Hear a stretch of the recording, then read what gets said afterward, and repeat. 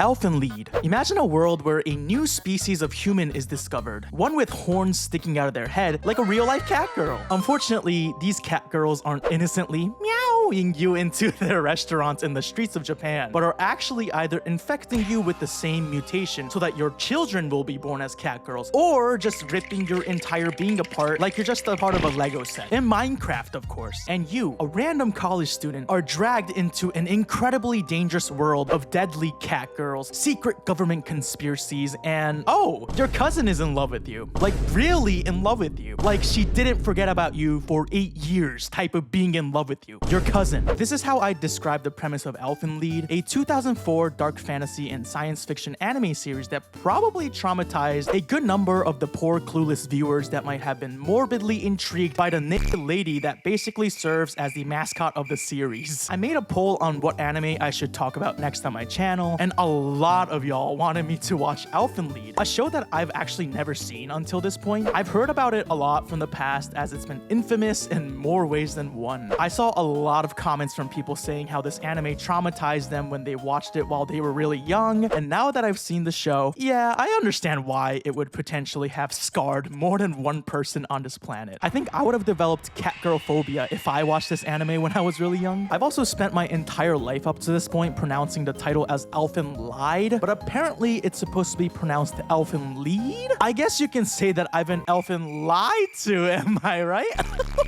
Oh god, my brain cells, they're already dying as we speak, dude. Hello everybody, my name is Leo Hashi, and today I watched Elfen Lied because y'all wanted me to. If you enjoyed this video, make sure to leave a like and subscribe to watch me slowly but surely lose my mind. And as always, a massive shout out to my members. I really appreciate your support from the bottom of my heart, and if you're interested, feel free to check out my memberships. It helps out a lot. Now, this video is definitely going to need some kind of trigger warning. This video is going to contain discussion and depictions of graphic violence and gore, sexual content and nudity, unfortunately including that of minors, CSA, and grooming, amongst other disturbing themes. So if any of those are topics that might upset you, please watch this video with a lot of caution. So what is Elfen Lied anyway? Well, it's a little hard to describe the entire thing in just a few sentences, but basically this show revolves around the Diclonius, a mutated human species with telekinetic vectors, which are just invisible hands and horn-like protrusions from their head, and their interactions with humankind. The story follows Lucy, a young Diclonius who escapes a research facility and develops a split personality due to an injury. She is found by two humans who become entangled in the conflicts between the Diclonius and the humans trying to recapture them. The series tries to explore themes of prejudice, discrimination, identity, and the value of humanity through the narrative. The key word for me is try. Here's the thing about Elfen Lied. I think this is the most conflicted an anime I've watched on my channel has ever made me. There are actually some aspects of the show that I genuinely enjoyed and I really liked. I do think that some of the writing in this show was truly well done, and I'll even admit that I cry like a newborn baby while watching the last episode. And the haunting and memorable opening song has absolutely no fucking right to be that good. Like, even now, I still got that stupid ass melody stuck in my head.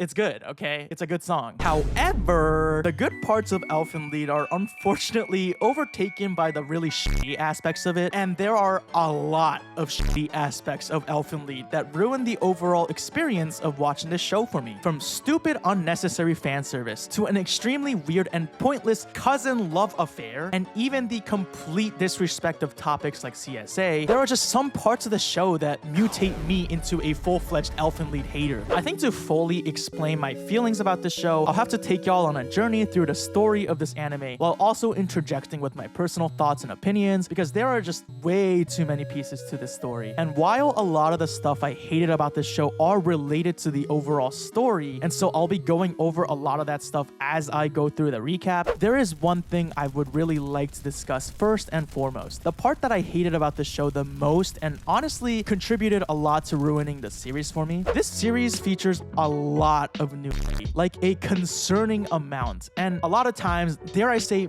most of the time, the characters depicted in this particular way are minors. Sometimes they're straight up literal children. Yet despite this show will straight up show and include this type of nudity as if it's a normal thing or if it contributes anything to the quote-unquote dark and meaningful story they're trying to tell. But these scenes only made me extraordinarily uncomfortable, and honestly, it pissed me the fuck off. There are actual people who drew these children, people who approved these drawings of children, and the scariest part for me is the potential that there are people who enjoyed these aspects of this show. That makes me want to vomit. Thankfully, it doesn't go to the point where they're outright sexualizing these characters, because that would truly make me feel like someone's gonna end up behind bars. I personally feel like maybe the creator of this show perceived these design choices to be some kind of quote-unquote art form that's supposed to add to how deep and raw the story of this anime is. Like, you know how there are pieces of art and statues made throughout history that depict humans in the nude, and it's supposed to have artistic merit? Now, I could be wrong. I'm not very knowledgeable on art and history. In Elfen Lied, I feel like you see more nudity of minors than actual legal adults, which to me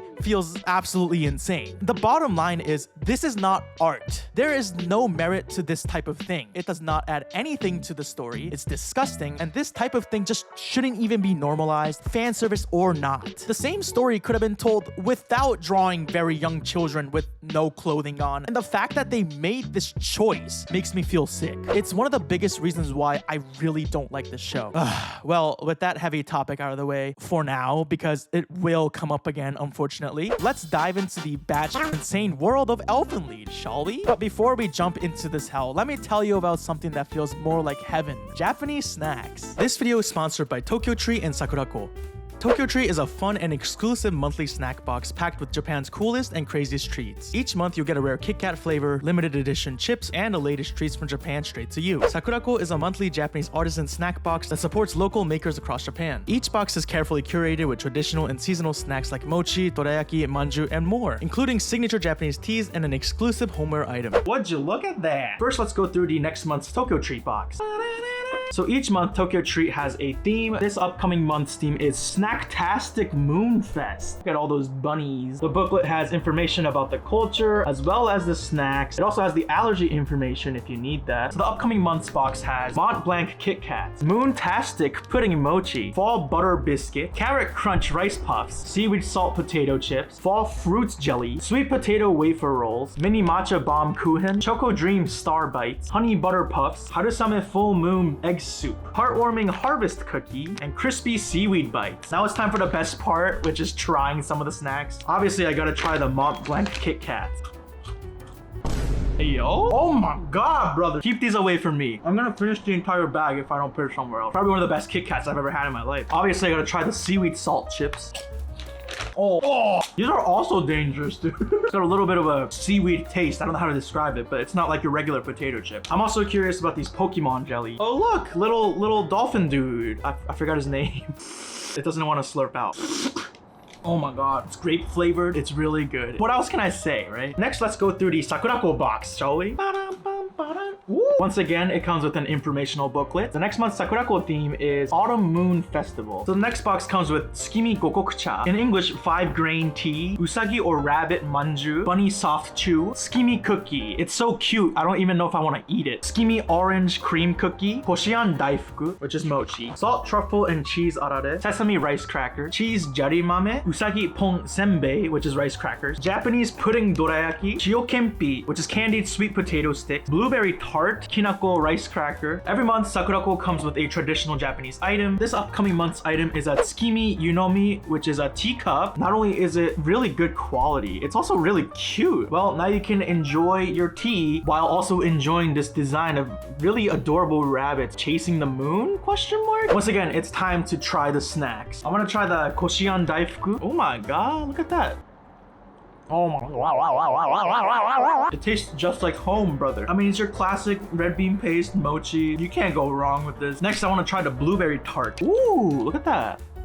Oh, okay. Okay. right? The cookie part and the blueberry part are perfectly balanced. I'm not a food critic, but this is good. And of course, I did try that Tsukimi Gokokucha. I feel like it's different from all the other teas that I've tried so far, since it combines 5 different types of grains in it. As usual, if you're a tea connoisseur, I don't see why you wouldn't like this. But anyways, yeah, that's it for the upcoming month's Tokyo Treat and Sakurako boxes. If you're interested in buying it for yourself or buying it for a loved one as a gift, click the link in the description below and make sure to use code LEOHASHI at checkout to get $5 off of your first order of Tokyo Treat or Sakurako. Thank you once again to Tokyo Treat and Sakurako for sponsoring this video. Now let's get back to the main video, shall we? Alright, time for Elfen Lied. Now typically when I recap an anime on my channel, I'll start off by introducing all the characters first and then jumping into the story. But because Elfen Lied has so many goddamn moving pieces, like it's a chessboard of naked catgirls, I'll introduce the characters as they come up in a story. Another important note is that this recap and review video is about the anime only. I am aware that the story has a lot of differences in the manga, but I have no idea what happens in the manga, and frankly, I don't really care to. I just wanted to mention this and get it out of the way now. Alright, with that out of the way, let's jump right in. Episode 1 starts right off into the opening theme song, a haunting, yet somehow extremely addicting operatic melody or some shit. I don't know how to describe it. Again, the show has no right to have such a good opening song. You also know a show is either going to be extremely deep and depressing or going to try way too hard if they're using a depressing opera song for the opening. Also, there's already a lot of raw anime TV in the opening, so you really know what you're getting into. No clickbait here. Then the first actual scene we see is someone's arm just being torn.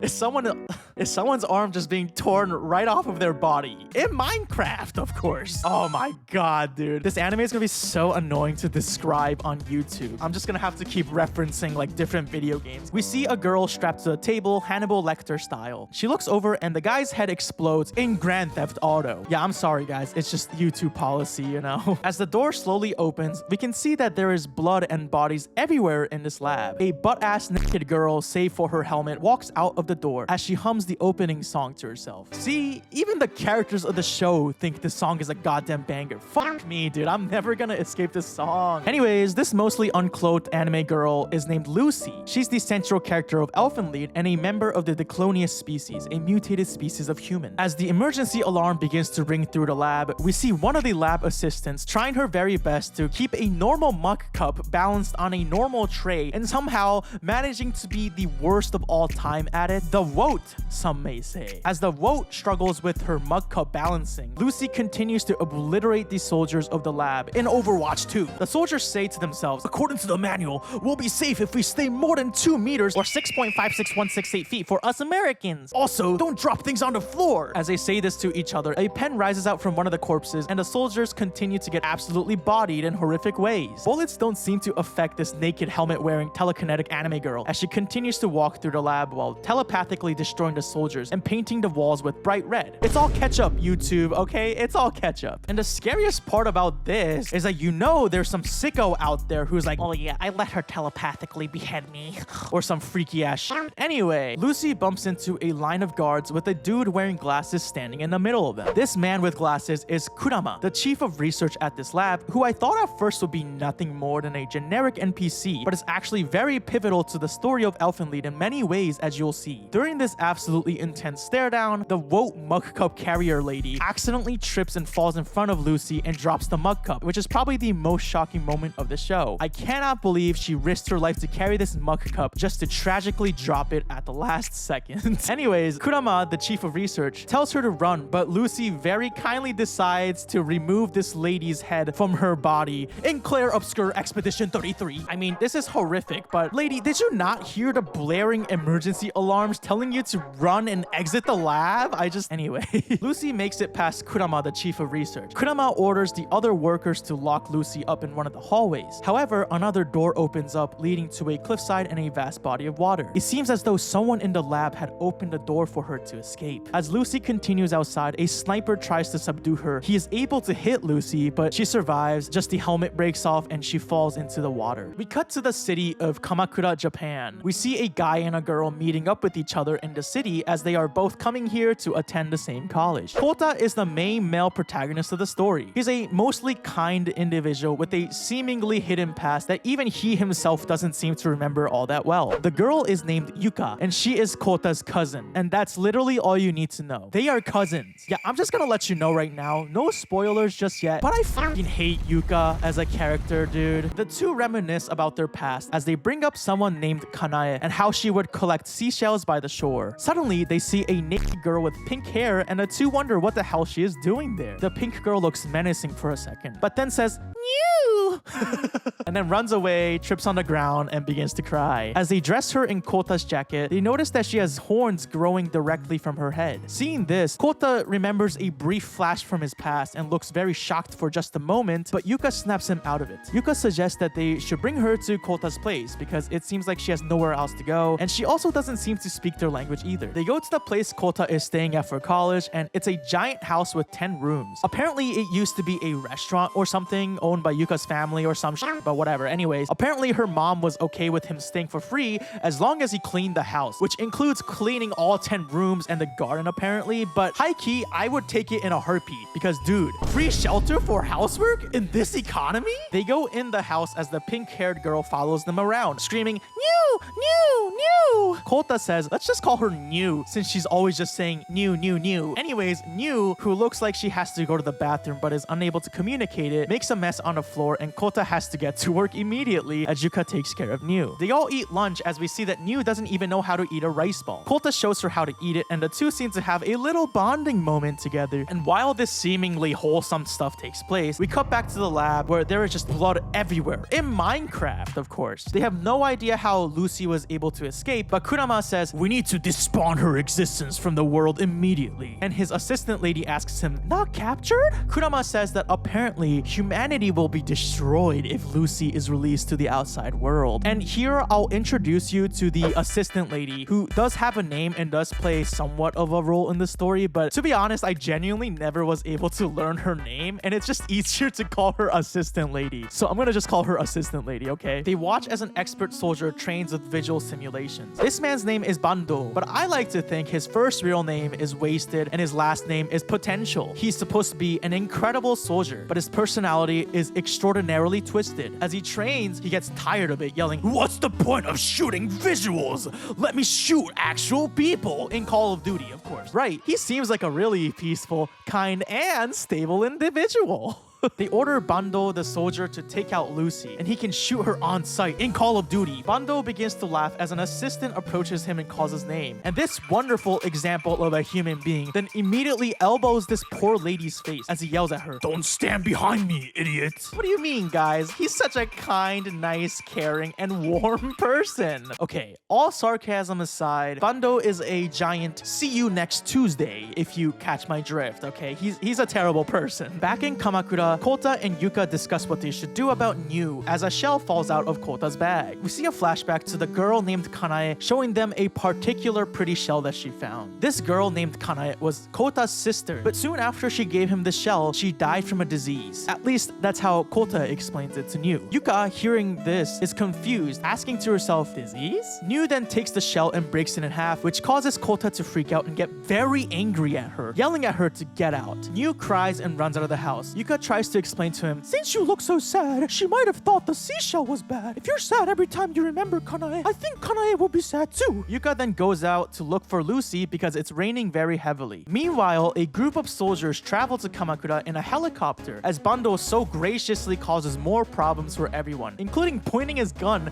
at another soldier. We see New standing next to the beach as the soldiers explain that she is a vicious criminal who unalived 23 people in 5 minutes in Fortnite. She's basically ninja. We see New cry as the heavy rain pours onto her, and episode 1 comes to a close. Before I move on to the next episode, let me talk about a few things. First off, I don't know if you can tell, but Lucy and New are the same person. However, I think because of the head injury she sustained from the sniper bullet in the beginning, it caused Lucy to develop a split personality. At least that's according to me doing a few Google searches about it. During the show, we do see her switch over from the New personality to her original Lucy personality a few times, so to make things easier from here on out, I'll make sure to call her by the personality that she's currently exhibiting. Another thing I want to talk about a bit is Lucy's age, because as you saw, she spends basically 90% of the first episode basically being allergic to clothing. According to Google, in the anime, she's portrayed as 18 and therefore is legal. However, there is literally a line in the scene where the soldiers are in the helicopter and Bando clearly says out loud that Lucy is a minor. I'll even play you the clip of it.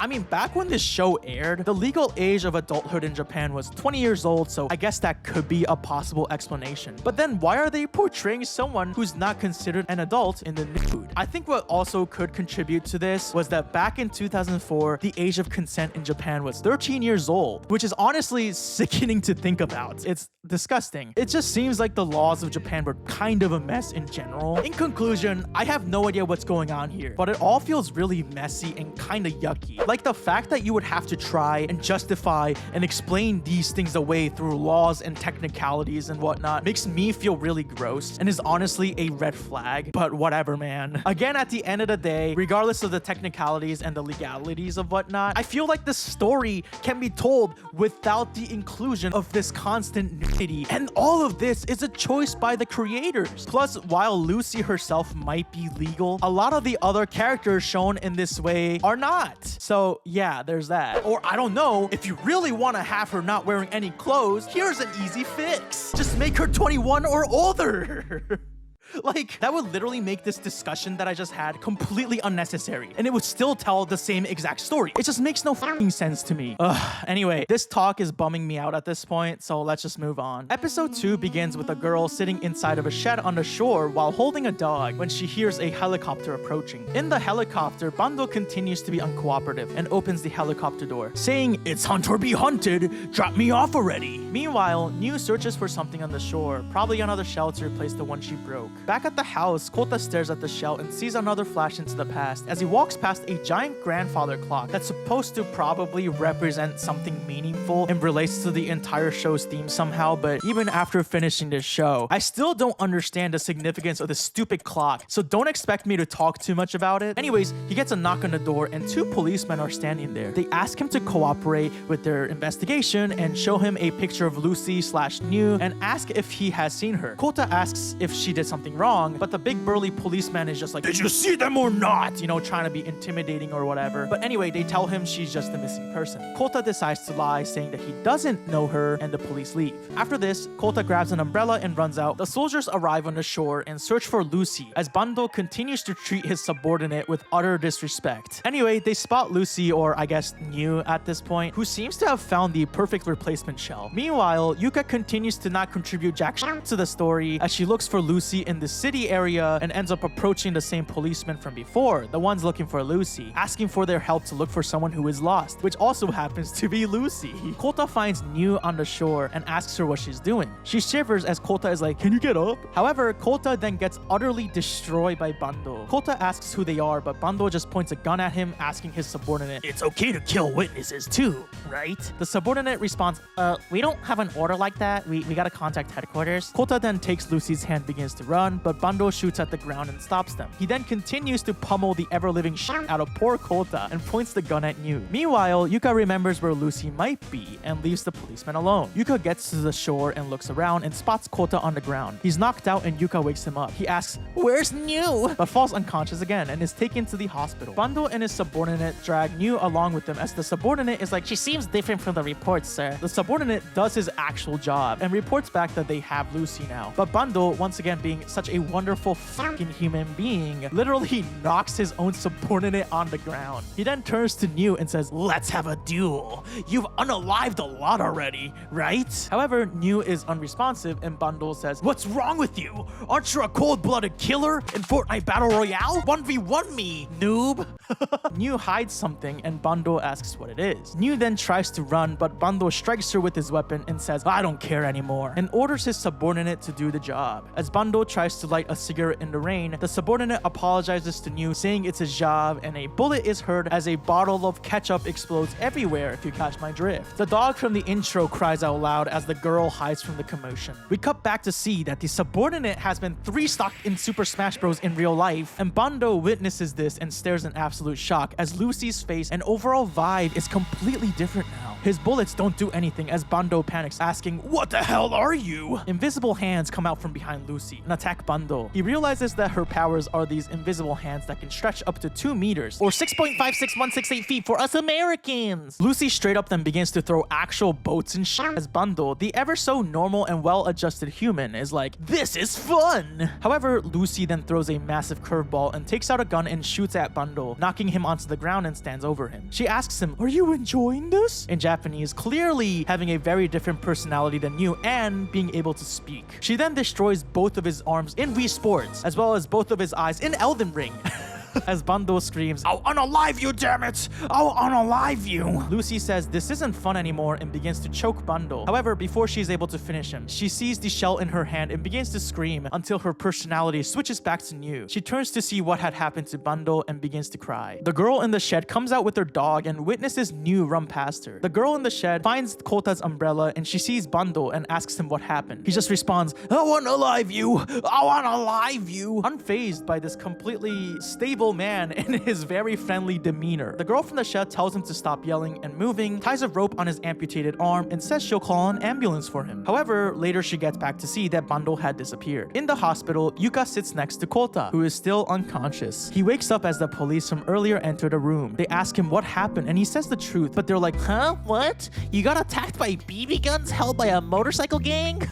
Clearly trying to throw him off the track of what actually happened. Kota asks them, "There was a girl there. Is she okay?" They ask him to describe her, but Kota dodges the questions until he lies to them about the girl's appearance, and the police lose interest, telling him to forget about this incident for his own good. Definitely not sus at all. I mean, I've never played Among Us, but I feel like these cops would be the worst imposters of all time. Anyways, Kota gets home and sees New sitting at the front door. She takes out a pink shell and shows him. Kota drops the umbrella and hugs her, apologizing and thanking her. Meanwhile, Yuka remembers something from her past. It's her and Kota as children, and she asks him to visit again next year. Kota tells her, "I like you, so I'll never forget. I'll come back next year," only to then not come back to visit for another 8 years. And you might be wondering, he said, "I like you?" Like as relatives or friends, right? Right? You like her platonically, right, Kota? Anyways, Yuka then notices that she has a key to Kota's place. At Kota's place, he asks New who she is and says that the police and soldiers are being weird, but of course she can't understand him. Kota promises that he will never let her be taken by them. And of course, in classic anime fashion,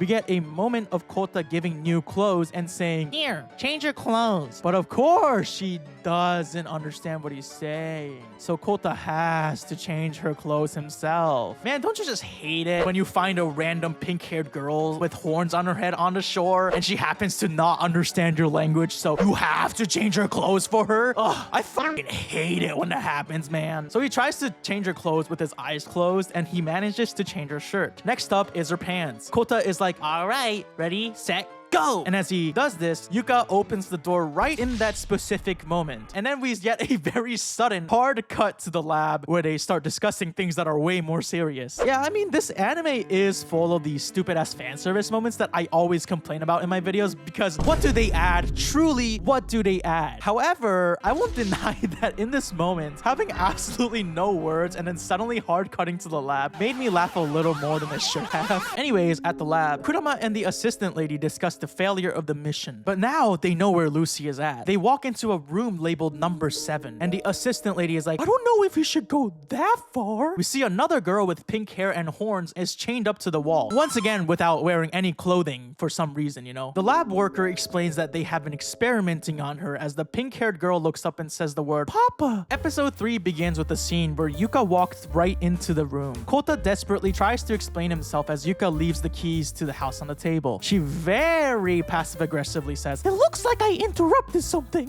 Whatever, bye." And Kota continues to desperately plead with her. Yuka asks if he remembers the festival they went to together as kids. He says, "Why bring that up now? Why does it matter?" Yuka gets really upset and slaps him, calling him stupid, and cries and runs out of the house without much explanation. Once again, I'm gonna keep bringing this up because I feel like it's pretty important. But these two are cousins. Yuka later sulks in her room as she opens up a box full of cutouts of different animals. We get a flashback to the festival 8 years ago as Yuka fails to cut an animal out, and Kota does it with expert technique. You know, Kota seems to be the goat of cutting out shapes of animals. I think he'd be really good at the Dalgona game from Squid Game, probably. Yuka continues to suck ass at this, and Kota says, "If you can do it, I'll do whatever you tell me to do." Yuka declares that next time she sees him, she's gonna be an expert at cutting these animals out, and she's going to ask him whatever she wants, and Kota's like, "I'll remember it well," which he obviously didn't. In the present, Yuka begins to cry and says, "I'm so stupid." So apparently, she got really good at cutting these animals out in the 8 years that she didn't see him. And rather than move on from Kota in the long-ass 8 years that they didn't see each other, she instead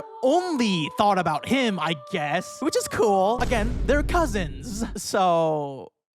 yeah. Back in the lab, the girl with the pink hair is like, "It's you, Papa," and gets excited, but she's too chained up to move. Kurama lets her off the chains and says, "Nana, I have a favor to ask." This girl's name is Nana. She's a Dicolonius who's been restrained in the lab since birth and is actually not Kurama's birth daughter, despite her calling him Papa. Since being born, she's been undergoing horrific experiments in the lab, and she needed some sort of support in order to prevent herself from mentally breaking down. And Kurama had become that pillar of support for her. They described that Nana has an obedient personality and has never attacked or unalived another human on her own, which makes her different from the other experiments and Dicolonius. And although that might seem insignificant, the fact that she's never taken a human life despite being a Dicolonius is a very important aspect of her character, as well as the overall story. Kurama asks Nana to unalive a person, and Nana says, "I can't unalive someone else." Kurama then tells her that the opponent is also the same as her, a Dicolonius, and Dicolonius are able to sense each other. So Nana should be able to find her with ease. However, Nana still doesn't want to unalive another person, Dicolonius or not. Kurama then says that she can just confine her and contact him once this is done. Nana asks, "Is this someone who causes you trouble?" Kurama responds, "I have no choice but to rely on you." Nana then says, "I'll try my best," and Kurama orders the others to have her ready to be shipped out by the next day. And I hate to keep bringing this up, but Nana is one example of a character who is constantly shown in the nude, like a lot, despite her being a minor. And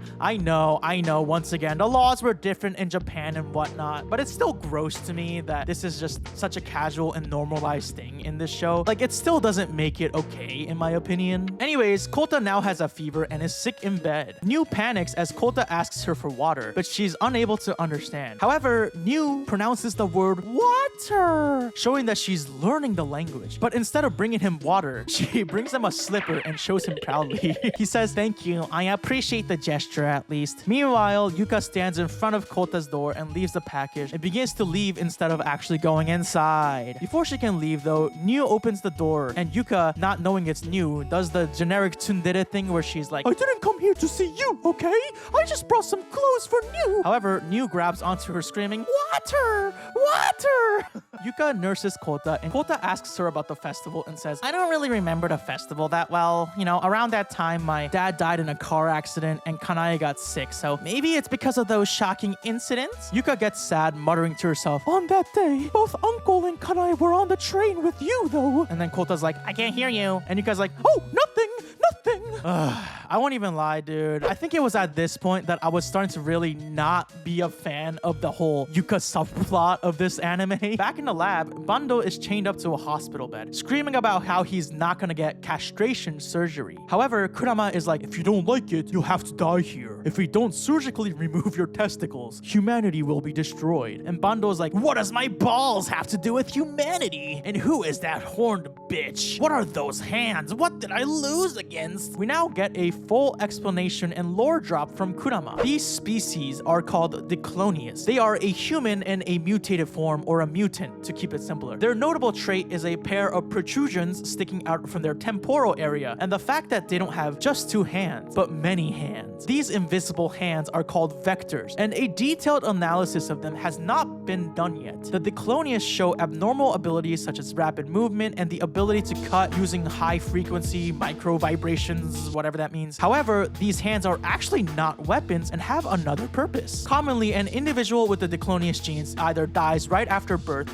or dies off within 1 generation. But Lucy alone doesn't have any problem with her adaptability to the environment and reproductive ability. The Diclonius also reproduce in a different way than normal human beings. This particular gene infects humans through the vectors, aka, when their hands go inside of a person's head or something, they get infected. Meaning that since Bando has been attacked by Lucy's vectors directly, he himself has been infected. Kurama says that Lucy will destroy all of mankind that currently exists in order to create an evolved humanity. This was all a very long-winded way to explain why Bando will have to have his balls removed. For the sake of humanity, give me your balls. Also, if you don't really understand everything that I just talked about, I'm gonna be honest with you, I also don't understand 100% of what he was explaining, so don't worry too much. Kota wakes up and sees that New is now in a different outfit wearing Yuka's clothes. They ultimately decide to have New stay in the house. Yuka then says, "I've been thinking, I don't think it's good for you and you to live alone together, so I've decided to live here too. There's lots of rooms anyway." Wow, how very convenient for this cousin. Meanwhile, Nana is about to leave in a helicopter and says, "I've never worn clothes like this before." Kurama says they're counting on her, and Nana says, "If I do my best for you, please give me head pats." Kurama promises her this, saying that if she thinks it's impossible to just run away, just please come back alive for sure. Nana then asks him a favor, but we don't find out what it is at the moment, and as Nana leaves, they discuss that there's no way Nana can beat Lucy. However, Kurama says that they can't just act randomly anymore and cause more deaths at this point. Anyways, now Yuka has fully moved into the big house, and at this point, the cousin arc is starting to kill me from the insides, like an infection that's gonna cause my children to grow horns and develop invisible hands. I can't. Kota wipes down the floor as he's like, "Living with a girl, huh? Maybe it sounds kind of fun." And Yuka is sitting right behind him and asks him, "Are you thinking of something weird?" And Kota's like, No, of course not." New then says she wants to help out with cleaning too. And of course, as Kota wipes the floor, his elbow accidentally touches New's chest, and they both freak out. I'm so over it. New takes Kota's hands and presses it against her chest, getting closer to him. She's repeatedly rubbing his hand against her chest and is like, "New." And Kota's like, "Oh, you want me to move my hand around?" As they do this, Kota's like, "I wonder if I taught her something weird too." I'm so done already, man. Like, I cannot stand this kind of shit in anime anymore because it just happens so much, and literally 99.9% of the time, it adds absolutely nothing to the show. Nothing. Here I am trying to enjoy this very dark and somewhat interesting story about the struggle of humanity versus the Diclonians and the potential end of humankind as we know it, and they decide to throw in a "oops, I fondled this girl's chest by complete accident" moment. Are you serious? It straight up not only does not add anything to the anime, I would say it even detracts from it. Do you think Attack on Titan would be as popular or mainstream as it is worldwide today if they had a random scene where, I don't know, Eren is trying to master the maneuver gear but is failing, and as he falls over and goes upside down, he accidentally grabs Mikasa's chest or like sees her underwear or some shit? No! Dear God, I'm just so over it all. If anything, it's also kind of weird to me that they would basically infantilize this girl, who once again is shown nude a lot, to the point where she can't even communicate about using the bathroom or change her clothes on her own. Like, I can see it working from a story standpoint, I guess, like, oh, she developed a split personality, complete opposite of her murderous personality. She's completely a baby and innocent. But the issue is then they use this character trait as a reason why something becomes sexual, like in the scene I just talked about. It's just fucking weird. Anyways, Yuka approaches them and asks, "What kind of love affair is this?" And Kota's like, "Well, it's cause you." But before he can finish, we hear her slap him across the face and leaves to go shopping, saying, "Don't do anything weird to you. Like, I genuinely thought the show, despite the weirdness of it all, was actually not that bad until this moment. I think this moment was the first sign of the disasters that would come upon this show. Yuka walks out as the girl with the dog walks past her with the umbrella she had found at the shore. The dog barks hella loudly as the girl opens the door and returns the umbrella. Kota thanks her and she's like, I found it 2 nights ago at the beach. Kota, hearing this, asks if someone else was there that night. The girl answers there was someone like a soldier, and Kota immediately asks her for more detail. As Yuka gets back from shopping, she notices the dog by the front door. She walks in the house to see another girl in the room. To her dismay, girl, you gotta calm your fucking jealousy down. Jesus Christ. And once again, for the people in the back, you two are cousins. Calm the fuck down, dude. Oh my God. Anyways, New wipes the floor and spots a little box. The other 3 discuss the night at the beach as Kota's like, just as I thought, the police knew about that soldier. New slips and falls on the ground, dropping the box. However, hitting her head on the ground seems to have turned her back into Lucy, as she goes in to immediately kill Kota using her vectors in Minecraft. However, she suddenly sees a flashback to younger Kota screaming, please stop, and stops from killing him in Stardew Valley. Okay, that... Sorry, that video game doesn't even make sense to reference. Lucy then says Kota's name under her breath as if she already knows who he is from the past. The box that she dropped was a music box and it plays the opening theme. Yuka says that Kota forgot this music box at her house 8 years ago, but Kota's just like, I remember, sort of? The dog begins to bark outside as the younger girl explains that this dog is her friend. As they talk, Lucy walks out of the house and sees the dog barking at her, and we hear a noise implying that she might have done something to the dog. Anyways, we learn that this young girl's name is Mayu. Mayu is a character that we'll definitely be talking about a lot more down the line. But for now, just know that her name is Mayu. As she gets ready to leave, Kota asks her where she lives as he might have more things to ask. Mayu, however, says nothing and leaves. Outside, she sees that the dog is missing and begins to freak out. The rope holding the dog there had been ripped. However, the dog is revealed to be alive and Mayu says, thank God, I thought you threw me away too. Before we move on, let me introduce you to Wanta, the dog. He is automatically the best character in this entire show. He is the goodest, bestest boy, okay? I was honestly gonna fucking riot if Lucy had actually did anything to harm the dog, to be honest. I might have even dropped the show if the dog died. I won't even lie. But thankfully, Wanta is safe and sound. Almost as if Lucy wanted to help him escape or something future plotline. Anyways, Yuka and Kota sit in the house as Kota wonders where New could be. Yuka stays silent and Kota asks her what's the matter. Yuka's like, I'd always been meaning to give you this music box the next time I saw you. Kota's like, oh, I see. Anyways, where's New? Not even giving a single fuck about Yuka or not even noticing that she's very clearly upset. Yuka says, so you have forgotten everything. Then she throws one of the biggest plot twists in the entire show and asks Kota, hey Kota, do you ever think about fondling my breasts?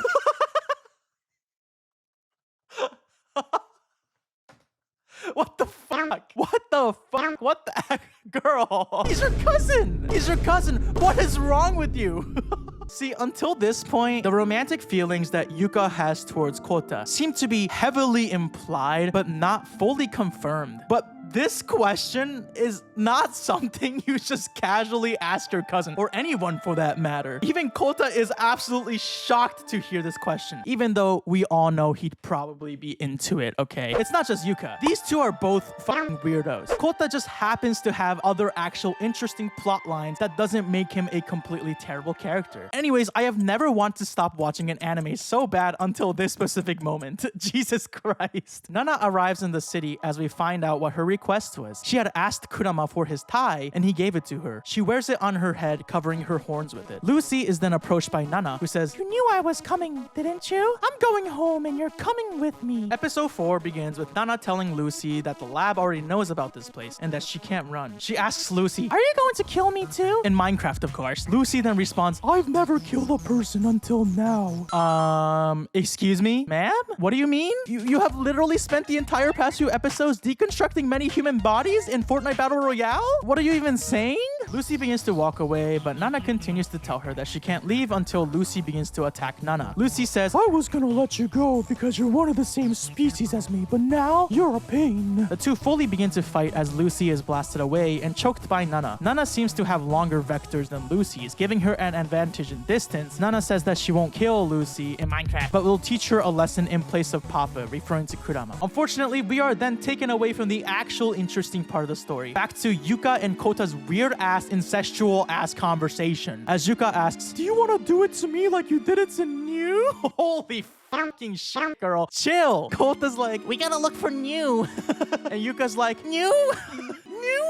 New. You don't care about me at all. You don't tell me important things like being attacked by a soldier. And Kota's like, I didn't want to make you needlessly worried. And Yuka says, so I'm not allowed to worry about you. You always worry about New. I waited all this time and thought I was finally able to see you. She then cries and starts to walk away. As Kota approaches her, Yuka then punches him in the face, saying she hates him and runs off. She then says to herself, it wasn't supposed to be like this. We see a flashback of Yuka at what seems to be a funeral for Kota's father and sister. The other people in the crowd say that Kota's in the hospital, unable to even speak because of the shock that he's had. As she remembers this, Yuka says to herself, Kota's the one who's actually suffering. Mayu, the girl with the dog, is seen at some kind of bakery and receives a bunch of bread crusts. The baker lady asks, your dog eats a lot, huh? Mayu's like, haha, yeah. The lady asks Mayu how old she is, and Mayu reveals that she's 13, turning 14 tomorrow. It's her birthday the next day. Mayu walks out as she bumps into Yuka, who sees her bread crust and runs away as Yuka wonders what that might have been about. Lucy struggles against Nana for a bit, but Lucy is still more powerful apparently and begins her counterattack. As the two fight, Mayu feels the quaking of the ground and goes to check it out. As Nana is struck by Lucy's vectors, Mayu witnesses this battle from a distance, recognizing Lucy. As Nana grabs Lucy's legs and says, I'm sorry to do this to you, Mayu runs in between them and yells, you guys can't fight! Distracted by this, Lucy gets the advantage and dismembers Nana's arms and legs in Fortnite Wii Sports Minecraft Battle Royale. Mayu sees this and screams, but Lucy literally just grabs Mayu and throws her over a fence into a tree. Nana cries that it hurts and asks for help from Papa, but Lucy continues to do pretty unspeakable things to her. However, before Nana is finished off, a sniper bullet misses Lucy and distracts her. Kurama and a bunch of soldiers approach them as he sees Nana on the ground. As Lucy is distracted, Nana does something with her vectors to Lucy and causes her to wince in pain. I have no idea how this works, but apparently Nana is able to disable the powers of other Diclonius using this method. Lucy, now unable to use her vectors, is cornered as Kurama tells her that he will never forgive her. He approaches Nana and carries her as Nana apologizes for dirtying his tie. Kurama asks why she didn't just wait for him, and she says that she thought he'll praise her more if she captured Lucy on her own, and continues to apologize. Lucy then says, Papa, isn't your daughter dead already? To which Kurama responds, yeah, I unalived her, as he hits Lucy in anger. Lucy runs away as the soldiers chase her down. Kurama goes back to Nana, who says, she ran away. I did something I shouldn't do, right? Am I useless now? She cries as she asks, will you not be using me anymore, Papa? I'm sorry. Kurama says, that's enough, so don't talk anymore. Cut back to Yuka, who asks the bakery lady about Mayu. The lady says that Mayu comes around every day, always wearing the same clothes, and people suspect that she's homeless. Yuka ponders on what to do until she sees a helicopter in the distance. On the helicopter, Nana is bandaged up as Kurama watches over her. He gets a call from the assistant lady who says that the director of the lab is there, asking to see Kurama the moment he gets back.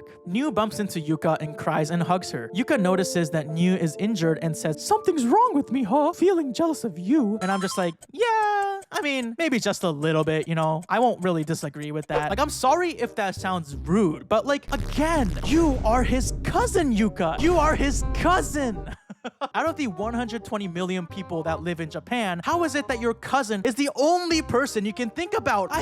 Okay, anyway. Kota gets a call on the phone and goes to the hospital to find Mayu with her head bandaged. Kota lies to the hospital, saying that she's a distant family member and takes her with him. Mayu apologizes, saying, I'll be sure to pay the hospital fee. Kota asks why Mayu had asked the hospital to call Kota and not someone else, but Mayu doesn't answer. Kota then offers her a meal at their place. Everyone's now back at the house. New runs and hugs Kota after seeing him him as Mayu remembers the battle she witnessed earlier. However, she sees New's very innocent looking face and is like, yeah, I mean, legs just don't fly off on their own, right? And tries to move on. As they eat, Mayu is very taken in by the food, saying how delicious it is. Kota's like, is it really? I think it's mid. Which made me honestly laugh more than it should have. Yuka offers the bath to Mayu, who ponders how long it's been since she's taken a bath. Now, skipping past the completely unnecessary bath scene, Yuka explains to Kota what she had heard about Mayu from the baker lady. They discuss what they should do about Mayu, and the two somehow reconcile after their earlier weird fight/incestual moments as the two explain themselves to each other. They then stare into each other's eyes as they begin to blush. Oh my god, why? Why does this keep happening? Later, Yuka offers Mayu to stay the night since they have so many rooms. Back in the lab, Kurama talks to the director of the lab. He does have a name, but since there's already so many fucking names in this show, I'm just gonna call him the director. He's also kind of a massive piece of shit and probably the biggest monster in the entire series, so whatever, man. Anyways, the director says something about, we can't lose the Eve for our new human race, referring to Lucy, but he tells Kurama to get rid of Nana. He says that useless Diclonius are nothing more than a dangerous existence. Kurama reacts in shock, but the director says, you've already unalived so many carriers, so I won't let you say that you can't do this now, Kurama. Kurama bows and leaves without a word, and the director gets a call from his son asking for another increase in his research budget. Let me introduce to you the director's son. He also has a name, but honestly, I don't even remember his name either, so I'll call him the director's son. The call between them ends with the director's son talking about the escaped Diclonius, and another lady in his lab asks about the funding and says that the vaccine is almost completed. This vaccine is supposed to counteract the Diclonius infection, it seems. I'm also gonna call this lady Shower Lady, because while she's not a very important character, she does come up more than once, so it's good to know her existence, and you'll find out why I call her Shower Lady a little later down the line. As the two discuss the escaped Diclonius, which is Lucy, the director's son mutters to himself, I don't want my dad to just have her back. He cuts an image of Lucy in half with a box cutter while saying, she's mine.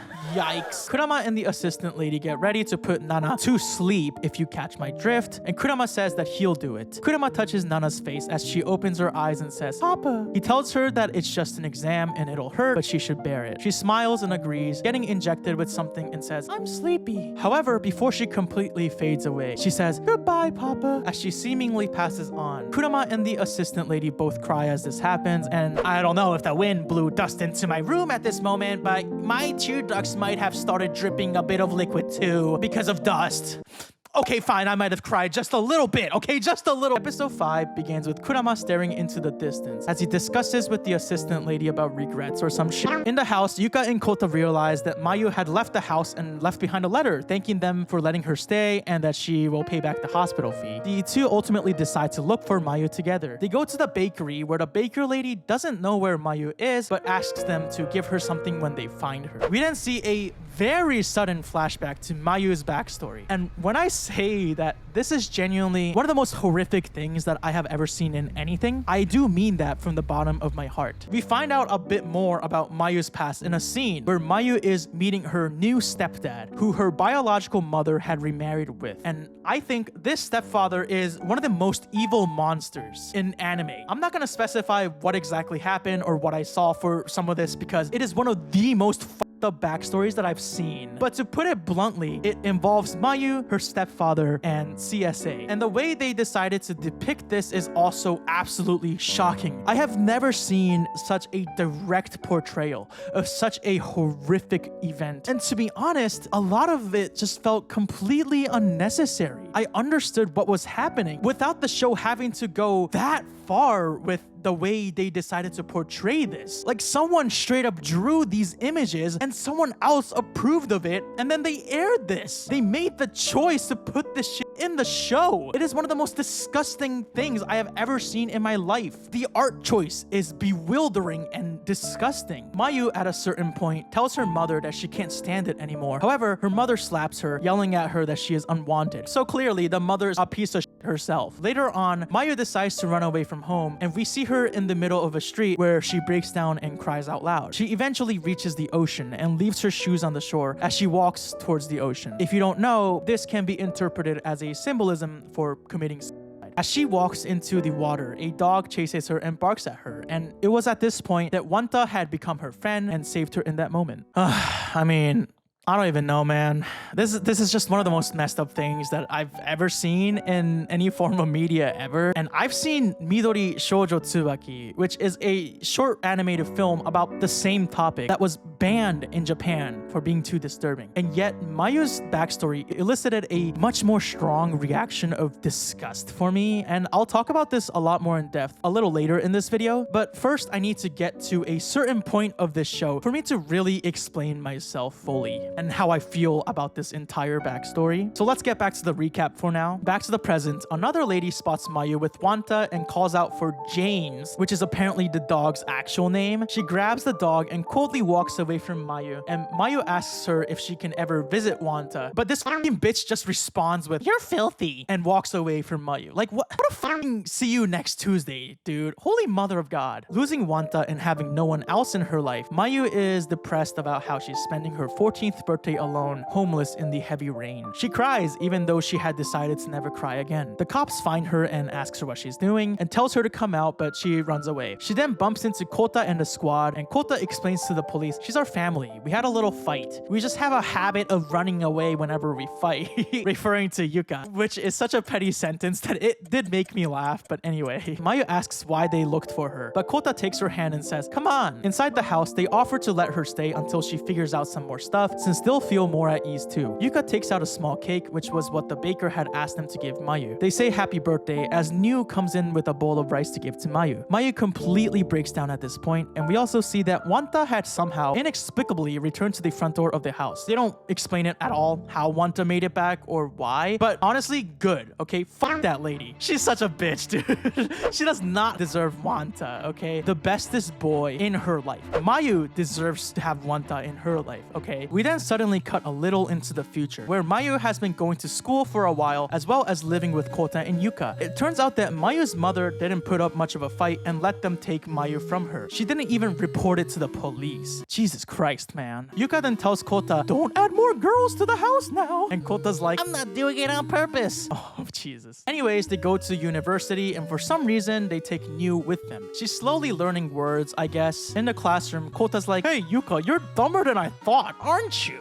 This school doesn't require high grades to get in. I barely passed LMFAO." And Yuka gets upset and says, "I turned down all the other schools that accepted me." And she gets angry and screams some shit. And Kota's just absolutely obliterating Yuka's entire existence constantly throughout the show without even trying. It's just laughable at this point, dude. Yuka straight up turned down all the opportunities for a potential better education just to go to college with her cousin, who she has such a huge crush on, to the point where she spent 8 years just thinking about him. I'm dying inside, dude. Yuka says the professor they're learning from is supposed to be a real weirdo, and we quickly find out that this professor is actually the director's son. During class, the director's son asks, "Who knows this question?" And Yu says, "Hi!" And the director's son sees her and gets completely shocked, recognizing her as Lucy and asking why she's here. Kota and Yuka take her to leave the classroom, but the director's son instead calls the class off and calls the three into his office. He tells Yuka and Kota that New is his younger brother's daughter and asks them what's going on. The two tell him the truth, with Kota saying she seemed like she was being chased by something or someone. The director's son accuses them of committing some crimes like kidnapping and tells them that he'll look after her. He says she lost her memories and has issues with her language, and they should understand that she needs to be returned to her parents. Yuka fights back, but Kota simply accepts it, asking him to take good care of her. The two leave and New tries to chase after him, but is held back by the director's son. New then yells, "Kota!" finally learning how to say his name, but he continues to walk away. Kota and Yuka later reminisce on the short time they had together with New. Kota admits he couldn't say anything back to the director's son, since technically he wasn't wrong. Kota begins to cry, and then they both hug, and then they both begin to cry. Dude, what the fuck is going on? The director's son, obviously not returning Lucy to his fake-ass younger brother, instead has tied New up, getting ready to inject her with some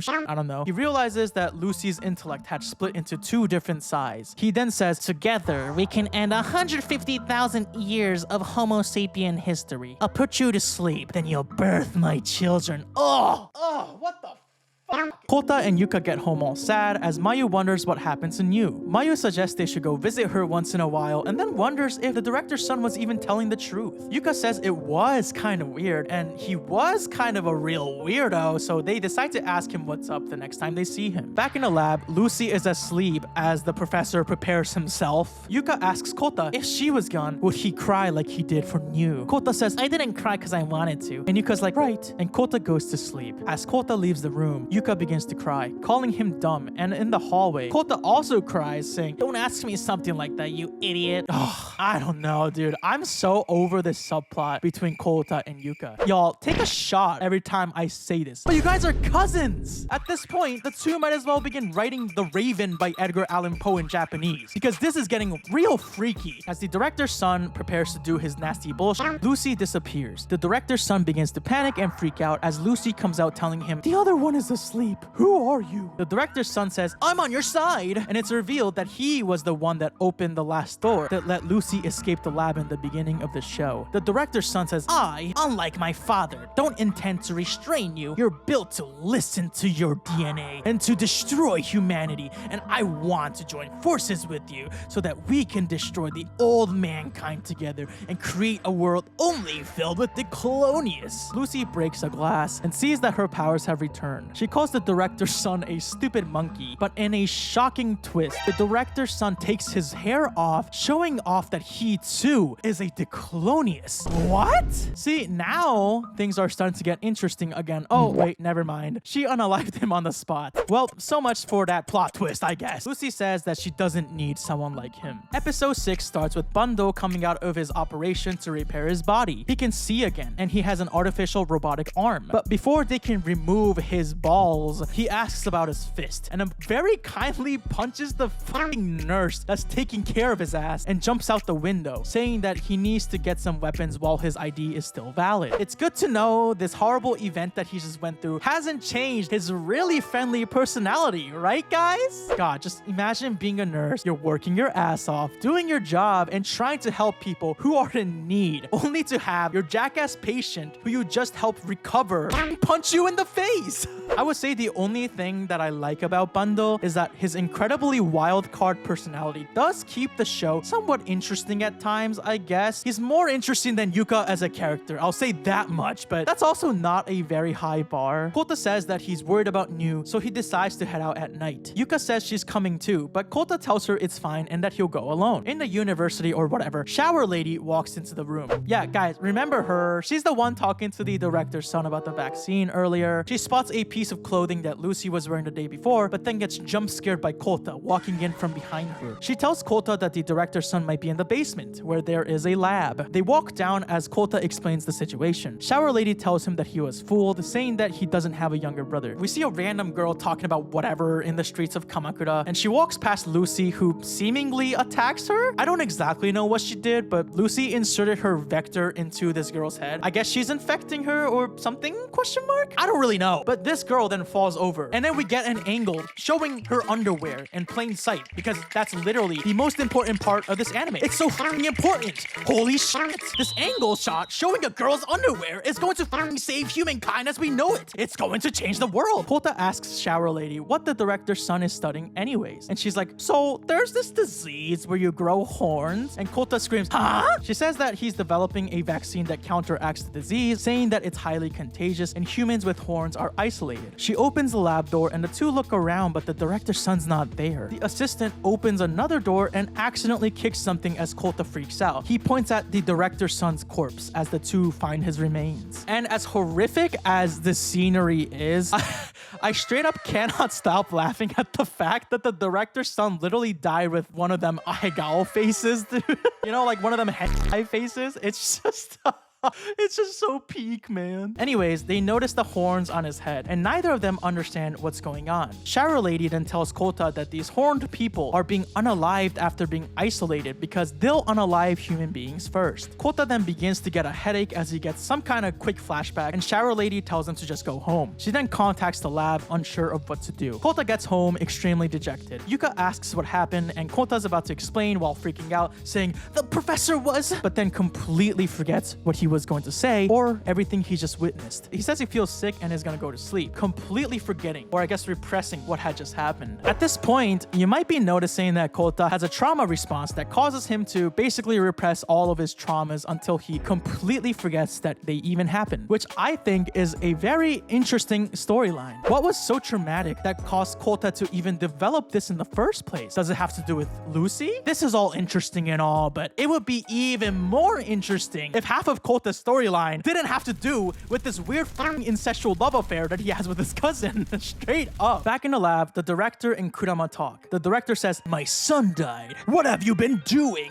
They then talk about Nana, who had an attachment to Kurama. However, even despite Nana being a Diclonius who had never used her vectors against humans or unalived anybody, the director just says that all Diclonius are the same. Diclonius born from carriers are only dangerous murderers who are unable to reproduce and do nothing but kill people in PUBG battlegrounds. The director tells Kurama to not make the mistake of getting attached to a Diclonius as Kurama walks out. The assistant lady then asks Kurama about his family. Kurama reveals that his daughter is dead and that he himself had despawned her from reality, and his wife, who saw this, apparently deleted herself. The next day, Kota is preparing to go look for New as Yuka says she might be at the professor's place. Kota's like, "She ran away. I just feel it," completely forgetting what he had witnessed the night before. Kota says that Yuka can come along too, to Yuka's surprise. On the beach, Mayu spots Bando as he recognizes her too. She's like, "You're okay, huh?" Bando, shocked, says, "Was I saved by someone like this?" He then yells at her, "What do you want me to do? I don't like being in debt to others, especially not to a brat like you." And she's like, "It's fine, you don't have to do anything." But he ends up writing his phone number and gives it to her. He says, "If you're ever in a pinch and need help, call this number." He then asks if she's seen a girl with horns, and Mayu responds, "You mean New?" Kota and Yuka look for New, but it begins to rain heavily, and Yuka slips and got mud on her pants, so the two take shelter. We get a bunch of shots of dog statues just kind of,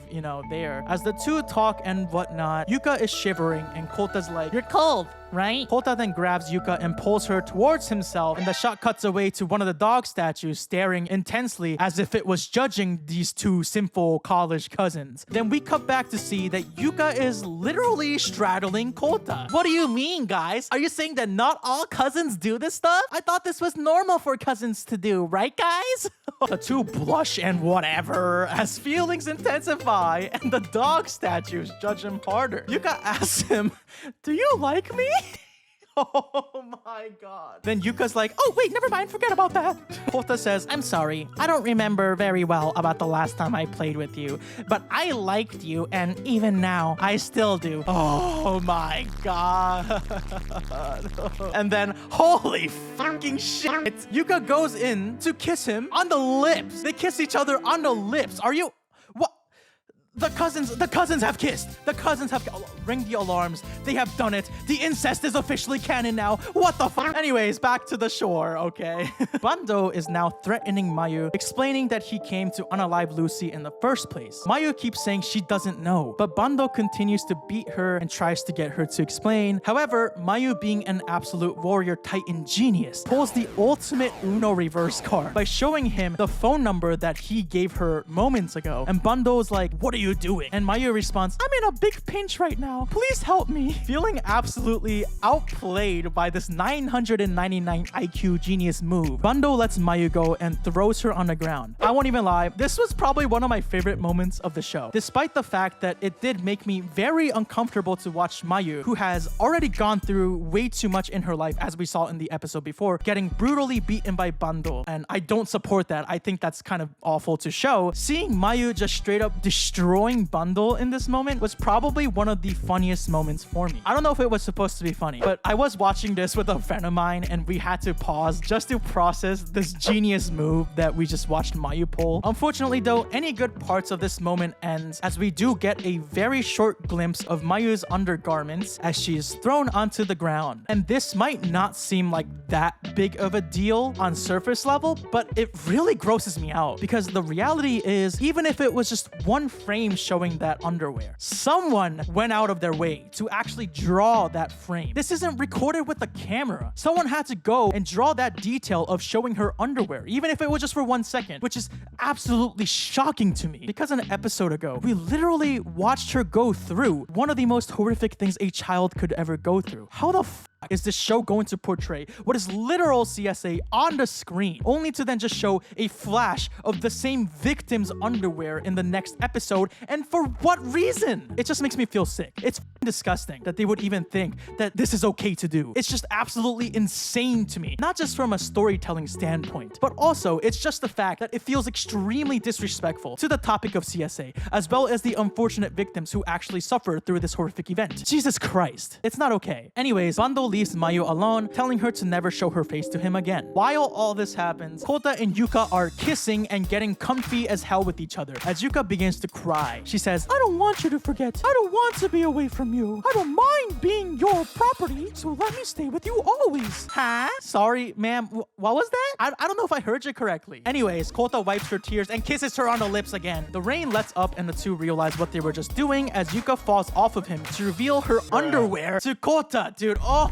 my god, fuck this shit, dude. She then gets embarrassed and immediately punches him. And I didn't really mention it until now, but yeah, the casual abuse from Yuka towards Kota is not funny at all at this point. She constantly just hits him throughout the show, and a lot of times it's just treated as a joke. She's not the only character who hits another person in this show at all, but usually in other cases it's treated as an actual serious moment that's happening in the story, whereas Yuka constantly punches and slaps Kota and it's supposed to be a joke more than half the time. And sure, I can see it being funny like once, but only if the guy does deserve it. But half the time Kota gets slapped from things that's not completely his own fault. It's fucking annoying, and it makes it harder to like Yuka as a character, to be honest. Anyways, the two resume their search for New, as Kota says out loud, where is she and what is she doing? We're this worried about her. Lucy seems to overhear this from a distance as she remembers something from the past, Kota telling her to stop once again. Lucy then walks away as the two spot her and catch up to her. Kota says, where were you? We were worried. Oh wait, you don't understand what I'm saying. But Lucy pushes his hand off and asks, what are you saying? In clear Japanese, completely understanding what he's saying. As Yuka holds Kota's hands, Lucy sees this and pushes Yuka down the stairs with her vectors. Seeing his cousin get forcefully shoved down the stairs by a mysterious force, Kota just says, it's slippery, be careful. Yuka says, no, something just pushed me. Lucy watches as Kota tends to Yuka and remembers a sight of the two doing something similar from the past. Lucy says Kota's name and walks away, telling them that she's going home and she's remembered everything. Kota asks what she's talking about, telling her that she already has a home with them. Lucy begins to cry as she says, I don't have the right to be with you. 8 years ago,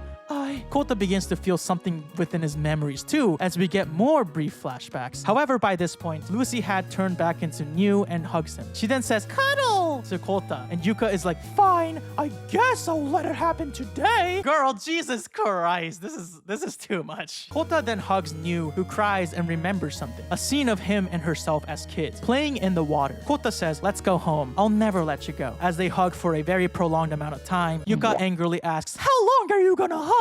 And jokingly, this is him again. Man, this is quite possibly the most 2000s coded anime episode I have ever seen in my life. Back at the beach, we see that Nana is actually alive. She hears a message from Kurama revealing to her that he was ordered to unalive her, but he disobeyed and let her get away. She also has new arms and legs attached to her, as well as a huge wad of cash. He tells her to go somewhere far away and to live discreetly, saying he'll definitely come to get her as long as she stays a good girl. Nana cries, calling Kurama stupid, until Bando points a gun at her, asking her what those horns are, and she'll be sorry depending on her answer. So this is where I stopped watching the show for that night, and I already had so many thoughts in my head. First off, I think episode 6 was where the show officially died in my mind. I mean, there are parts that I liked about it. I was genuinely intrigued by some of the storylines and the characters in the show up to this point. I think the extreme gore and violence actually adds to the overall story for me. It reminds me of something like Cyberpunk Edge Runners or Attack on Titan, where the violence adds to the setting of the world and how dangerous it is to live in it. And yeah, it does seem like the show does try to tackle some very deep and important themes about what it means to be born into this world, amongst other important things. And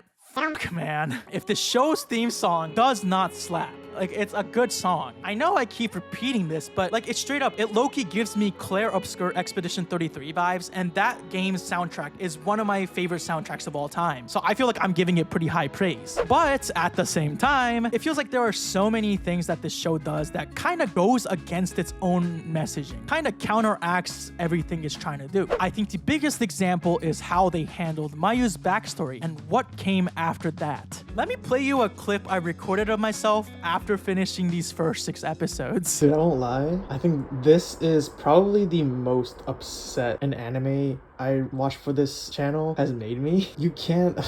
Jesus. You cannot have a show where you show a very, very young girl and her horrific, traumatic past with being sexually abused, and then the next episode have the main character and his love interest, which is his fucking cousin, make out and like be romantic and shit. You can't be doing that, brother. Yeah, so it's just absolutely insane to me how they decided to just throw in one of the most shocking and upsetting backstories in all of anime with full drawings and all, then immediately move on to some weird-ass incestual love affair between cousins, and also animate that frame of a panty shot from Mayu, who is again literally a victim of CSA, all in the next episode right after this. And not only that, they continue to still sometimes show Mayu without any clothing on in later episodes of the anime, which again, I find to be really gross. To call it tone deaf might just be a massive understatement. That whiplash of seeing this horrific backstory, and then an episode later, getting this moment where Kota and Yuka, the cousins,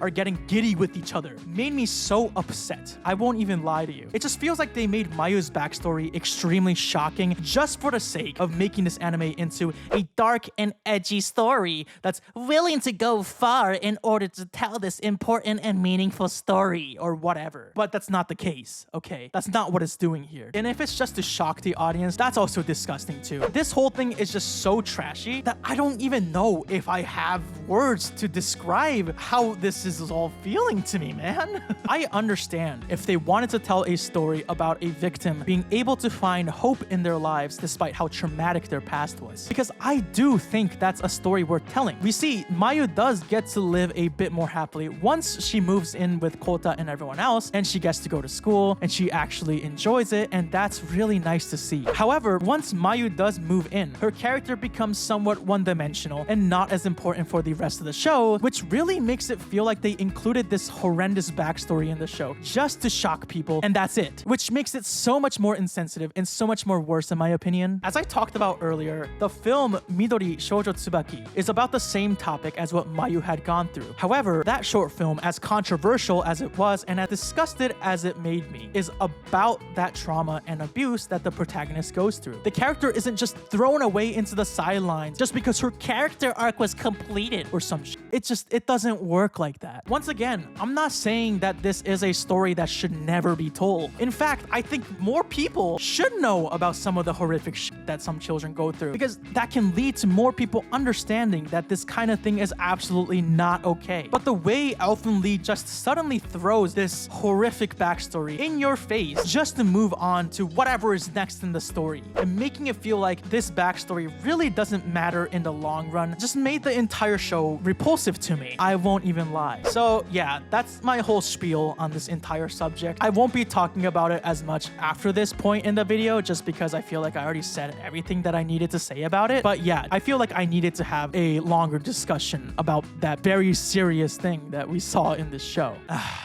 Alright, well, now that I'm bummed out again, let's now jump back into the recap, shall we? Episode 7 starts off with Bando pointing his gun at Nana on the shore. Nana says that Bando can't beat her and begins to walk away. Bando then shoots at Nana, who gets hit and falls on the ground, and Bando asks if Lucy is her friend. Back at home, they talk about how it's good that news come back home, but Mayu wonders if she should tell the others about her encounter with Bando and how news seems to be a target. Bando tries to force Lucy's location from Nana by continually attacking her, but Nana begins to cry, saying that she didn't do anything to deserve this. Bando calls her a monster and kicks her, saying that she is an enemy of mankind just by being alive. The only reason why they let Nana live is because she's a guinea pig. Nana continues to deny it, but remembers that Kurama was ordered to kill her in Minecraft once again. Nana asks why she was born, or if she's not allowed to be in this world. She then decides that she should just erase a world like this and begins to attack Bando. Now that she's pissed, the bullets don't affect her at all. Nana launches her arm and punches Bando in the face and corners him, but Bando takes out another another gun and shoots her in the face in Fortnite. His mechanical arm crumbles, rendering it useless. Nana, seeing blood, snaps out of her rage and begins to cry, saying it hurts. Seeing this sudden switch up, Bando is just in disbelief and gives up on fighting her. Nana wonders why Bando's arm is mechanical, and Bando responds, "Your friend did it." Nana says Lucy isn't really her friend, and the two realize that they have the same enemy. Nana says she doesn't feel Lucy anywhere nearby, but they should work together. Bando refuses though, saying he'll defeat Lucy with his own hands. He then gives Nana his phone number, asking her to contact him if she senses Lucy, but Nana has no idea what the a cell phone is, so he just gives up and just tells her that he's gonna be at the shore. Nana then pranks him by offering her hand to help him get up, but her arm pops out and Bando falls over. Ha!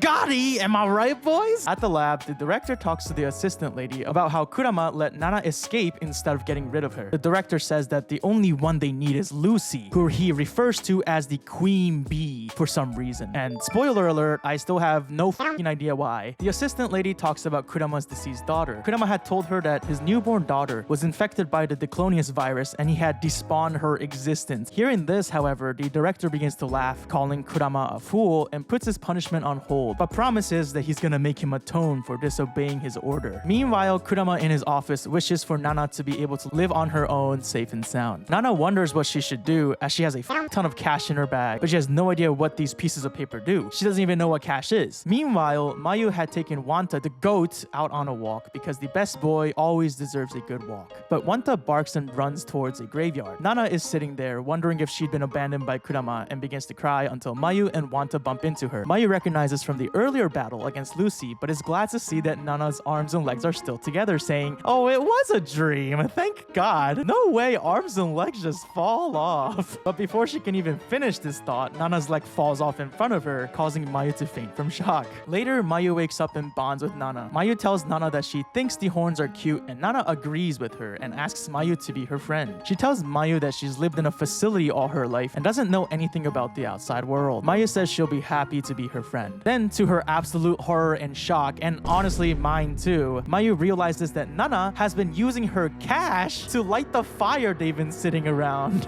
Nana, obviously not knowing what even a cash money is, claims, "I know about money. What do you mean? I'm not that dumb." Mayu decides to do a little trolling by telling Nana, "Be careful about having too much money. It might combine into a big monster and attack you, and there's only one spell that can prevent it." And this genuinely freaks Nana out, who doesn't know shit about the world. She's like, "I'm sorry, I don't know shit. I apologize." See, I feel like the writing in this show can be pretty fun sometimes. Sometimes, okay? Like when it's not about weird incestual bullshit or naked people being naked for no reason. I feel like Elfen Lied has some strong character moments that help you actually care about the characters in the show. Some of the characters. As the two talk some more, Nana realizes that Mayu lives with Lucy, and her expression completely changes. Meanwhile, Kota goes out to look for Mayu, and as he leaves, of course, we just need to interject the actual story with more bullshit, as New begins to grab Yuka's chest and goes absolutely fucking sicko mode with it. And Kota just says, "Wow, she's learned some weird stuff, huh?" Like it's like they actively want to continue making this anime worse. Like I just cannot fathom this shit anymore, dude. Can we just get back to the good stuff? The very rare good stuff? Mayu and Nana arrive at the house. Kota comes out and reacts in shock to Nana's horns. Nana says New doesn't seem like the person she knows and walks away, but Kota wants to ask some questions. They invite her in to eat dinner. Starving at this point, Nana is unable to refuse. And of course, it's very important to note that New is still fondling Yuka, and it's just getting really fucking weird at this point. I mean, I say that as if it wasn't weird as hell already, but it's just adding more and more to the fire, dude. Anyways, the door opens as Nana recognizes New to be Lucy and immediately jumps in to attack her. And finally, now it's getting interesting. Episode 8 begins with the front entrance area getting wrecked as New is blasted away by Nana. Nana threatens New, but Kota gets really pissed off about her just suddenly doing this and slaps Nana in the face. Nana asks, "Why? She's the one that's the bad person. Why is everyone..." Sorry, everyone sounds like Mickey Mouse. "Why is everyone standing up for Lucy? I didn't do anything wrong." At this point, New has lost consciousness and Nana runs away. And I won't lie, yeah, Nana is right in that Lucy is a fucked up person who does commit a lot of horrible unalivings, of course. And I don't know if I personally really agree with Kota slapping Nana across the face, but I also would be pretty pissed off if this random girl decided to show up at my front door and then literally just wrecked the front entrance and a bunch of shit too. Like that is a lot of money. Mayu chases after Nana and returns her bag. Nana continues to try and convince Mayu that Lucy is a bad person. Back in the lab, Shower Lady arrives. Do you guys remember her, Shower Lady? Anyway, Anyways, she meets up with assistant lady and they go talk to the director. There, shower lady delivers the director's son's head. The director then points a gun at shower lady, telling her that now that she's seen these horns, she's not allowed to go on with her life. Bruh, just imagine being asked to ship an important package that you were forced to see. You didn't choose to see this, and then having your life threatened over it after you actually did your job, dude. I mean, a lot of characters in this show kind of suck ass, but the director sucks major ass, man. Nana tells Mayu the truth about Lucy or New, that she was a killer who escaped the lab. Mayu says she can't believe it. Then Nana takes off her arm, saying, "We're not regular humans." In the lab, the director had actually shot his gun at shower lady, who is shocked. The director tells her that if she doesn't want to die, then she has to obey him. He then asks about the other person who saw the director's son's corpse, referring to Kota. However, shower lady doesn't know the details. She then says, "Am I really gonna die in this obscure place as a virgin?" I mean, hey, Isaac Newton also allegedly died a virgin, and he literally changed science, so I think you're fine, girl. But anyways, they call her a doctor to treat her on the condition that she cooperates with the lab in place of the director's son. Nana shows Mayu her vector powers by cutting a statue in half. Mayu then confirms that the battle she witnessed earlier wasn't a dream. However, Mayu continues to defend New, saying that New has never used the vectors to attack, and Nana wonders why. There's no mistaking that New is Lucy, but she doesn't sense Lucy whatsoever. Nana is at a loss for what to do. Back in the house, Yuka and Kota take care of New as she is developing a fever. As New wakes up, Nana suddenly feels Lucy's presence and begins to panic. Kurama talks to the director, asking why they even brought Shower Lady, an outsider, into the lab. The vaccine should be okay being created outside of the lab. The director laughs and says that he doesn't want the vaccine, he just wants the virus itself. He says that with Lucy at the top, he's going to attempt a new mankind's rebirth, and Lucy is proof that humankind has to die. The director calls himself God's proxy or some insane delusional bullshit and confronts Kurama about letting Nana escape, saying they're going to use another lab experiment to hunt both Nana and Lucy down. He says Kurama will pay for his crime of disobeying him, despite having a huge debt to him, a debt that will be explained later on. Back in the house, Lucy gets up without saying a word, but she's unable to move very well. Yuka goes to get medicine as Kota takes care of Lucy, and as this happens, Lucy remembers a distant memory from her childhood. A lady is taking care of her when she has a fever, but when the lady walks out, she begins to complain loudly about Lucy, calling her creepy and whatever. Other children don't want to stay with Lucy either. Lucy then goes outside, lays on the ground, and a dog licks her face. We later see that Lucy is getting bullied by the other kids who laugh at her, making fun of how she was found abandoned in a thicket. The bullies are like, "Of course you get abandoned with horns like that." God, these kids fucking suck, man. Jesus Christ. Another girl walks into the classroom and calls a teacher and checks in on Lucy and says that if she has a problem, Lucy can always come to her. Later, we see that Lucy has befriended the dog now, feeding him. She tells the dog to avoid the direction of the school as much as possible, fearing that the bullies will do something to the dog. She thinks to herself, if she was stronger, she could protect others. Using this as motivation, she begins to manifest her vectors or some shit. I don't really know, but she wakes up to see a bunch of handprints in her room. And again, not to interject with the same shit over and over again like a broken ass record, but why do these underage characters have to be portrayed as naked constantly, dude? Like, obviously I censored it for the video, so you can't really see it, but the fact that I have to keep constantly censoring this video is mind-boggling to me. Again, it's not art, it's just uncomfortable and unnecessary bullshit, man. Anyways, Lucy consults the other girl about the dog, and the other girl says she'll also share her lunch with the dog. She promises to keep the dog a secret. However, another day, the bullies reveal that they have the dog somehow, and Lucy becomes upset. They tell Lucy to cry and beg or the dog will get hurt, but she kicks the main bully instead. The main bully then tells another bully to kick the dog, and these kids just physically and violently do horrible things to this poor dog for a while. These kids are laughing too. Like, they're laughing while they do this shit. Like actual fucking psychopaths, dude. Like, these are the type of kids who are gonna grow up to be serial killers. How else can you laugh while basically unaliving a dog that did absolutely nothing to deserve it? The other girl then comes in telling Lucy that she had accidentally told them about the dog, but she didn't know the bullies would do something so horrible. I mean,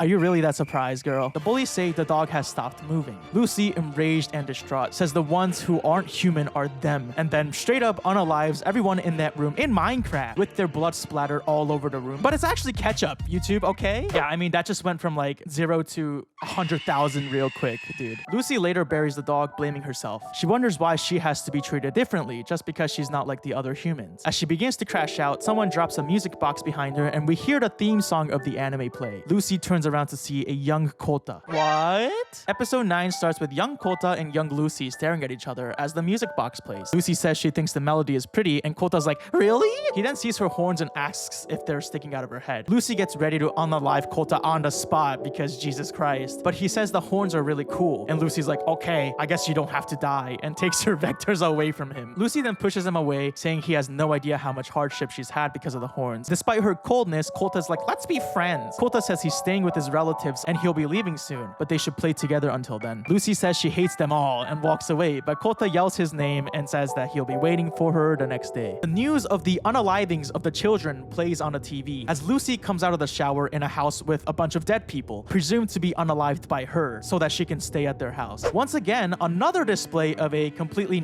minor on the screen. Guys, you know she can be wearing clothes, right? Or even covering herself with literally anything, and it'll be the same exact story, right guys? Lucy later waits at the tree for Kolta, despite the weather being trash. Kolta puts a hat on her head, saying if she hates the horns, then she should just hide them. She notices that Kolta's knee is bleeding, and he tells her that he got it while sneaking out of his house. His dad had warned him to not go outside because there's a scary unaliver going around town, and ironically, the culprit is literally standing in front of him. The two sit in a cave and talk. Lucy asks why he wants to be friends with her, and Kolta says that she looked lonely. The two sit there for a while and it gets cold, so Kolta gets close to her, saying they'll get sick. Later, Lucy thanks him for the hat, and the two promise to play together again as Kolta leaves. The police approach her and say she shouldn't be out this late. Lucy runs away until she hears a happy family from their home preparing dinner while waiting for their father to come back. Later, as the father of the house comes home, he notices the lights are off as Lucy comes out from the back. Lucy then unalives the father, and it's revealed that she's despawned the rest of the family from Call of Duty to use their house. Yeah, I mean, I guess if you really want to just deal with the problem easily, like, oh, I need shelter tonight, just get rid of the people causing that problem, right? Like, just get rid of them and take their house and use that house for one night, because that's rational, right guys? Like, I'm sorry, at this point I understand that Lucy's backstory is supposed to be really fucking sad and tragic, but at the same time, there's no excuse to like literally doing this kind of shit to innocent people just because you were treated badly, you know? Because a lot of people get treated like shit in this world, dude, and not everyone is going around unaliving innocent people because of that. So anyway, it's been 3 days and Lucy has been waiting, giving up hope until Kolta arrives. He says that he came to say goodbye today, so they should go play for the rest of the day. The two go to a zoo and Lucy tries to play it off as if she has no interest, but is 100 times more excited than Kolta to be there, being amazed at things like how long a giraffe's neck is, and Kolta seems to be amused by this. Later, Lucy asks when Kolta is going home the next day, and he tells her later in the night after a festival. Lucy overhears more people talking about the violent unalivings and thinks to herself, I need to unalive someone else to find a place to stay tonight. However, she then starts wondering why she's even thinking about killing so much in Minecraft. Then her inside voice is like, you like unaliving people, don't you? Unless you unalive them, they'll unalive you first. You know that I was born to destroy humans. Lucy argues against this inner voice, saying it doesn't mean it's okay to kill innocent people in Minecraft. Lucy yells, shut up! And Kota's like, huh? You good? And the two go to a river and play with the water for a while and have this wholesome friendship moment. But of course, they have to dry their clothes after playing with the water, so they do that as they talk, sitting there facing away from each other, contemplating on the fact that Kota's leaving. Again, didn't really need to see the complete lack of clothes of these two literal children, but fucking whatever, man. Fuck this show, dude. I'm so over this stupid shit. Cover them with a rock in front of them or something. I don't know. Lucy says that in her whole life, she had the most fun just on this one day. She says she'll never forget about this day for the rest of her life. On the bus, Lucy asks if she can come to the festival with them. Kota says he's sorry, saying that he promised to go with his cousin first. Lucy then asks if his cousin is a girl, as if that fucking matters, because it's his goddamn cousin, and therefore normally wouldn't be having some weird romantic thing with their other cousin. The bus then bumps and Lucy ends up in Kota's arms for a moment. Lucy's inner voice begins to talk to her about how much she would hate if Kota had gone to a festival with a girl. If it's gonna make her feel this shit, then she should just unalive him right now. Lucy asks, who the hell are you? And the voice responds, you already know. However, as we come back to reality, we see that Lucy is already choking Kota. Lucy snaps out of it and apologizes, and Kota asks, what's up with that? Lucy asks Kota for a favor, saying, if I start killing a bunch of people, I want you to kill me in Minecraft. Kota is confused, and Lucy says, nothing. It's kind of crazy how chill Kota is with this random new friend of his literally trying to choke him to death and just thinking it's like whatever or normal or something. I don't know, man. But Kota himself is also kind of insane in his own ways, you know, with loving his cousin and all, so I don't even think I'm gonna question it anymore. Lucy thanks him for the fun day as the two begin to sing the Elfen Lied theme song, which is now officially drilled itself into my fucking subconscious thanks to constantly hearing it in this episode. The two say goodbye and Kota says he'll be back next year. Lucy asks the most important question of all. Is your cousin a guy or a girl? And Kota lies to her, saying that his cousin is a guy. And Lucy becomes very happy about this. Lucy then says she'll come to see him off at the station the next day and runs off. Oh my god. Now, I'm sure you can start putting the pieces together on what's about to happen, and I won't divulge too much just yet, but just know that whatever happens after this is all because his cousin, his literal cousin, is a girl. I also don't understand why Kota felt the need to lie about this too. Like, you guys are cousins. I'm sorry. This is literally the one part about the show that really kills a lot of the story for me. Lucy almost unalived Kota on the spot on the bus because she was worried about his cousin being a girl.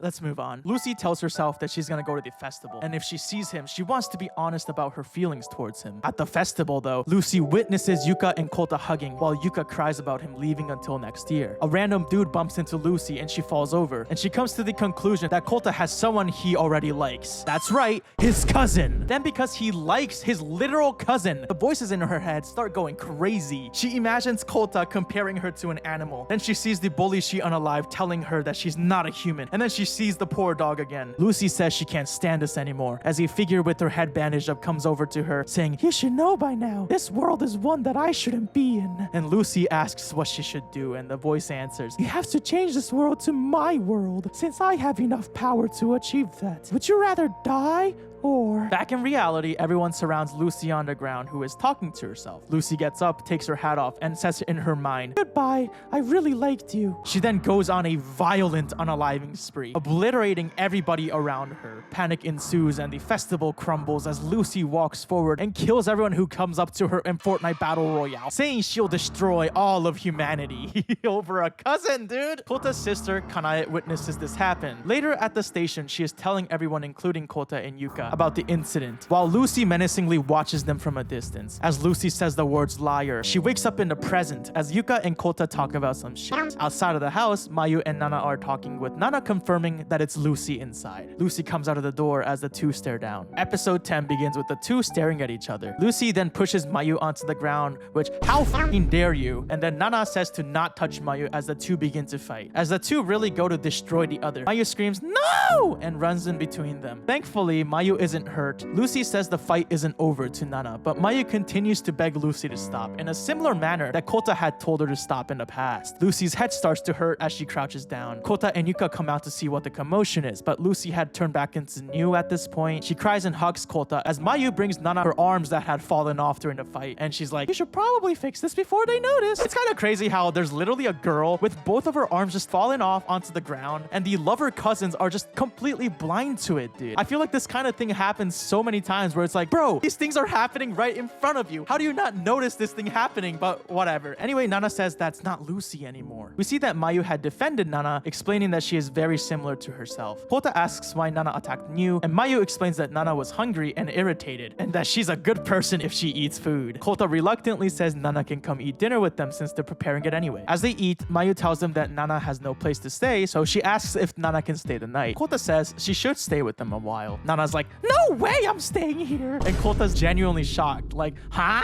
Nana says, "You all treated me like a bad person." And Kota argues, "You're the one who suddenly attacked New." As they fight, New offers her rice to Nana. Seeing this, Nana gets up and apologizes for attacking suddenly. At the lab, Kurama struggles alone as we learn about his past. We see that he used to be close to the director's son, as the two seem to have studied at university together. The director's son tells Kurama about his father's top secret lab for a government project. Kurama says he wants nothing to do with that. Then the director's son drops the line, "Would you want to see the beginning of a new human race?" Which apparently interested Kurama enough to actually agree to help with this project. I personally would have just continued to walk away, but to each to their own, I guess. We watch some police get tricked and unalived by a Diclonius as the director's son explains that 4 years before this flashback, girls with protrusions on their temporal area were born around the same time in the same area. It was assumed to be a rare disease, but it turned out to be something way more than that. In the lab, Kurama and the director's son witnessed the experiments as they put a Diclonius through horrendous shit. They had chained her up and the girl screams that she's scared, and Kurama is horrified by this. In fact, Kurama seems to be the only person there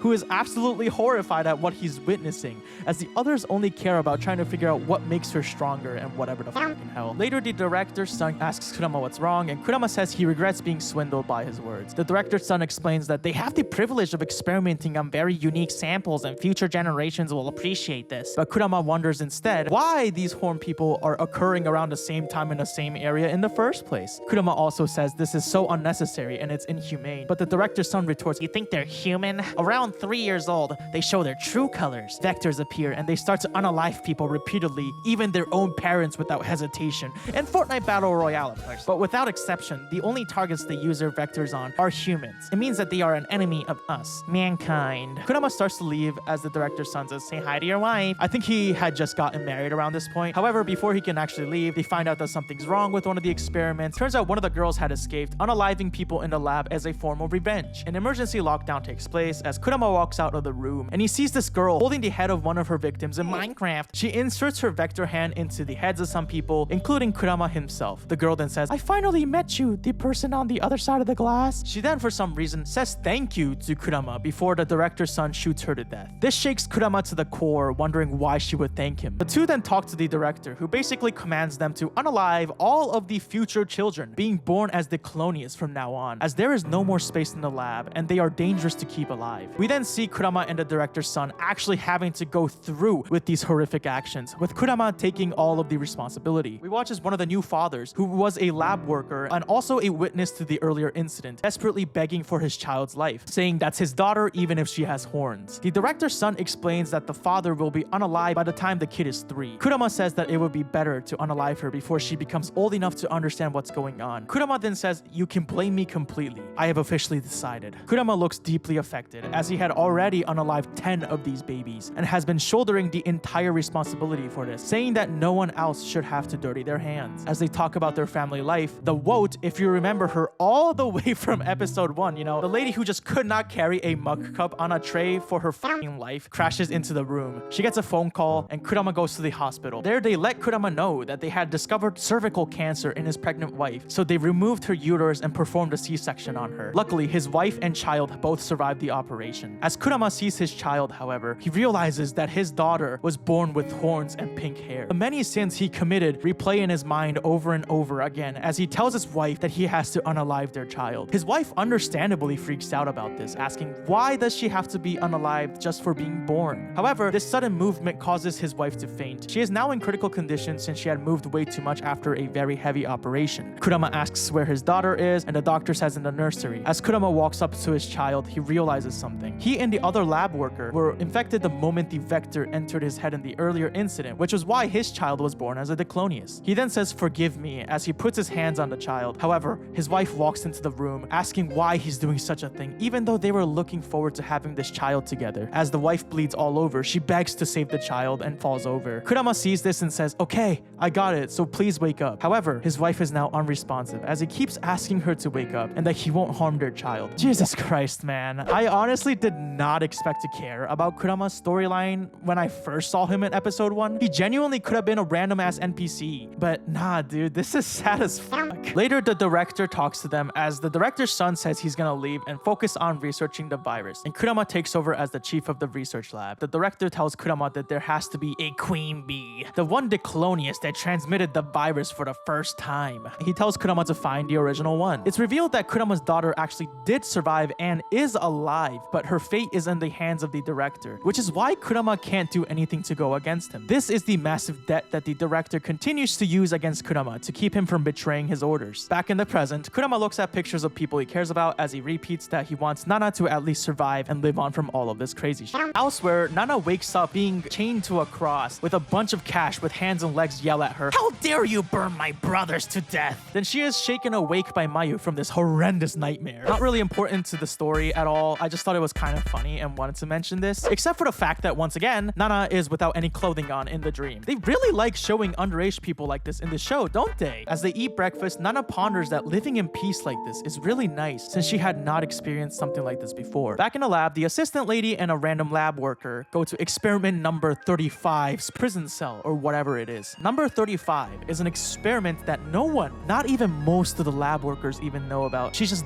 that top secret. Apparently number 35 is supposed to be the worst Slipolit, which is apparently a secondary Diclonius. I don't know what that means. This is a term that continued to come up in the show, but they never fully explained it, and I literally had to Google search it. I'm assuming it's a Diclonius born from two human parents who were infected by the virus or some shit like that. I don't know, dude. weird. This makes me wish that they focused on all of this sci-fi cool stuff rather than all the cousin kissing bullshit in the show, so that we can actually understand like what's going on with all this stuff. But anyway, apparently number 35 has absolutely no mercy when it comes to unaliving humans. She's only being kept alive because she's the only confirmed third generation, which again, I have no idea what the fuck this means. As they open the door, we see the number 35 on the wall with a bunch of vectors floating around. They reveal that she is a monster worse than Lucy. She is the strongest Diclonius. Episode 11 starts with them explaining that number 35 can probably defeat Lucy. However, number 35 is also out of control, and the lab worker wonders how they're gonna make her cooperate. Another lab worker approaches them, calling herself the parent figure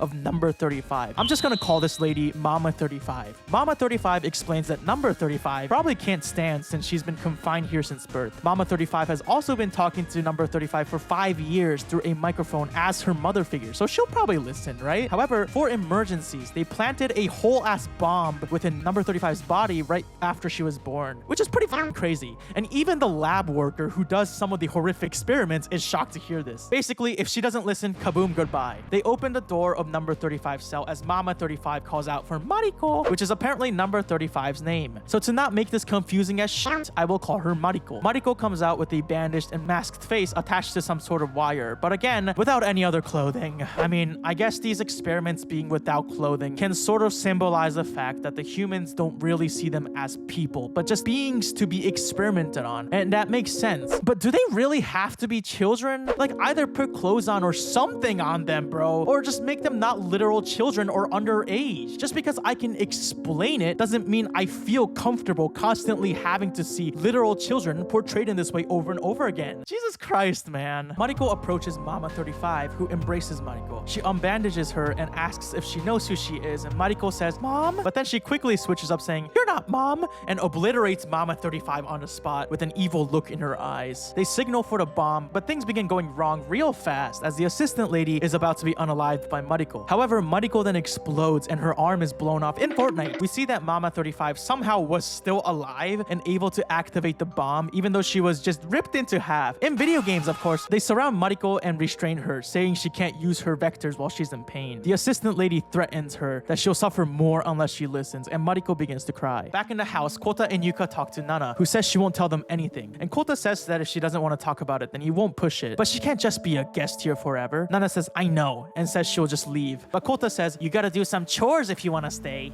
Everyone does chores here. Literally fucking trolling, dude. Anyways, Nana cries and hugs Yuka, saying she was scared and unsure of what to do. Yuka asks Mayu to teach Nana some chores, and Kota says welcome, officially accepting Nana as part of their little family. In the lab, they have now pinpointed where Nana is. They also say that Mariko is now obedient and the bomb was effective. The assistant lady says that this case is now her own jurisdiction, as Kurama has been disgraced by the director or something. Probably, I don't really know. She then goes to talk to Kurama, only to find out that he had left on a special connecting flight on his own. They prepare Mariko to head out. Meanwhile, Shower Lady, who at this point I just wonder why she's even still in the story, is doing more research and has not showered in days. And at this point, every single time she is in frame, she will, without fail, bring up the fact that she has not taken a shower in days. She gets a call and says it's really hard to find a single student who she only saw one night, referring to Kota, and asks to take a shower. But they're not letting her take a shower! Oh my god! How could they do this to her? Anyways, yeah, now you see why I've been calling her Shower Lady for the entire video. Back on the shore, Bando has now been delegated to picking up trash as his right arm is dysfunctional. Kurama suddenly spawns behind him asking what happened to the arm. He tells Bando that he might be able to repair that arm without anyone else knowing. Bando asks what Kurama is trying to do, and Kurama says, I want to destroy a Diclonius that's coming here shortly, which surprises Bando. Nana decides that her role will be preparing Wanta's food. You better do it well, Nana, because Wanta is indeed still the GOAT and deserves the world and the best food. She then asks who the girl in a picture is. Kota reveals that it's his dead sister, Kanae. Before she died, he had said something not nice to her, but he's unable to remember it well. However, he does regret it. New begins to say stuff and screams, Don't cry, Kota! New takes some scissors and runs off. Kota finds New outside, who tells him, I'm not new, New. She cut her hair and calls herself Kanae, his sister's name, and tells him that she forgives him. Seeing this, Nana says Mayu was right and that New is a good person. New tells Kota to not make a sad face and apologizes for breaking her shell when she first arrived. As she continues to apologize, she remembers something from the past and grabs her head. However, Kota hugs her, saying that it feels like he's known her for a while. He thanks New, saying he likes her. Hearing this from outside, Yuka drops a shopping bag and runs off once again. Oh my god. I am so over this fucking stupid Yuka storyline, dude. God fucking damn it. It's episode 11 out of 13. Can anyone tell me what the fuck Yuka has done in this goddamn series other than get jealous of other girls talking to her cousin that she's been in love with for like 8 years? My brain is... Like, it's insane to me that we have a storyline like Kurama's, which has everything to do with the main premise, you know, with the Diclonius, morals, being born as Diclonius, being treated as less than human, and all that deep and actual interesting shit that the story is actually trying to tell. But then we're also forced to witness Yuka get jealous and upset and run off about her cousin liking someone else romantically like every 2 episodes of the show. I'm actually dead inside. The assistant lady is in a helicopter, and Kurama is not answering her calls. Mariko is next to her, strapped to a bed. Nana and Mayu reflect on how nice this life is until Nana feels another presence in the air and begins to shiver. On the helicopter, Mariko asks the assistant lady, I can unalive the one that's not Lucy, right? Nana realizes that Mariko has come to kill her. In Minecraft, of course, and that she's extremely malicious. Meanwhile, Shower Lady finds Kota's picture and information. Will she finally be able to take a shower now? Nana freaks out, crashing out on the ground while Kota walks into the room and asks them if they saw Yuka. I just don't understand how Kota doesn't even notice Nana absolutely freaking out on the ground, but Kota doesn't seem to notice like 90% of what's happening around him anyways, so I guess this isn't really anything new. Anyways, Nana gets up and says she's going out for a bit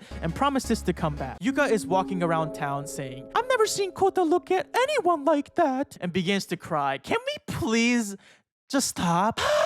Anyways, she notices that the roads are now blocked by police for some reason. It turns out that this entire area has been blocked off as a VIP is arriving. The helicopter lands and the assistant lady brings Mariko out in a wheelchair. She tells Mariko that if she doesn't enter a code into a cell phone every 30 minutes, the bomb will blow up, and if she tries to do anything funny, they'll detonate it right away. Meanwhile, Kota asks Mayu if she knows what's happening, and Mayu explains that Nana says someone has to come to kill her in Animal Crossing. I don't even know if that one actually works. Mayu says Nana left because it would cause trouble for everyone else, even though she wanted to live here happily ever after. Kota decides to head out and see what's going on, saying that Nana is also part of the family. New also follows Kota as he tells her not to come with, but she doesn't listen. Later, Yuka gets home as Mayu explains what just happened. On the beach, Bando's arm is now fixed by Kurama. Nana has reached where Mariko is, who is also supported by a bunch of soldiers standing behind her. Mariko then shoots her vector into Nana and for some reason rips apart her clothes and strips her completely naked, which was once again very necessary to the story. Super important, guys. Anyways, Mariko begins to play around and torture Nana. Episode 12 begins with Nana being continually played around with by Mariko, who is enjoying herself before actually killing Nana in Stardew Valley. Nana cries that she doesn't want to feel pain anymore. Even the soldiers and the assistant lady are having a hard time taking this in, with the assistant lady describing it as if it's like a child playing, like taking the wings off of an insect. Kurama and Bando travel by boat. Kota and New reach the blockade as they see all the police are knocked out. New falls over and trips as Kota continues to run, and New for some reason just doesn't get up. Lamau, lamau, lamau. Meanwhile, Nana is still being toyed with as they tell Mariko to stop already. Mariko agrees, saying she's bored, and drops Nana. Kota arrives there as the laugh people are shocked at his arrival. Kota gets to Nana and she asks why he came. Mariko asks if she should unalive Kota, but they tell her to stop. Kota is shocked at stuff floating around and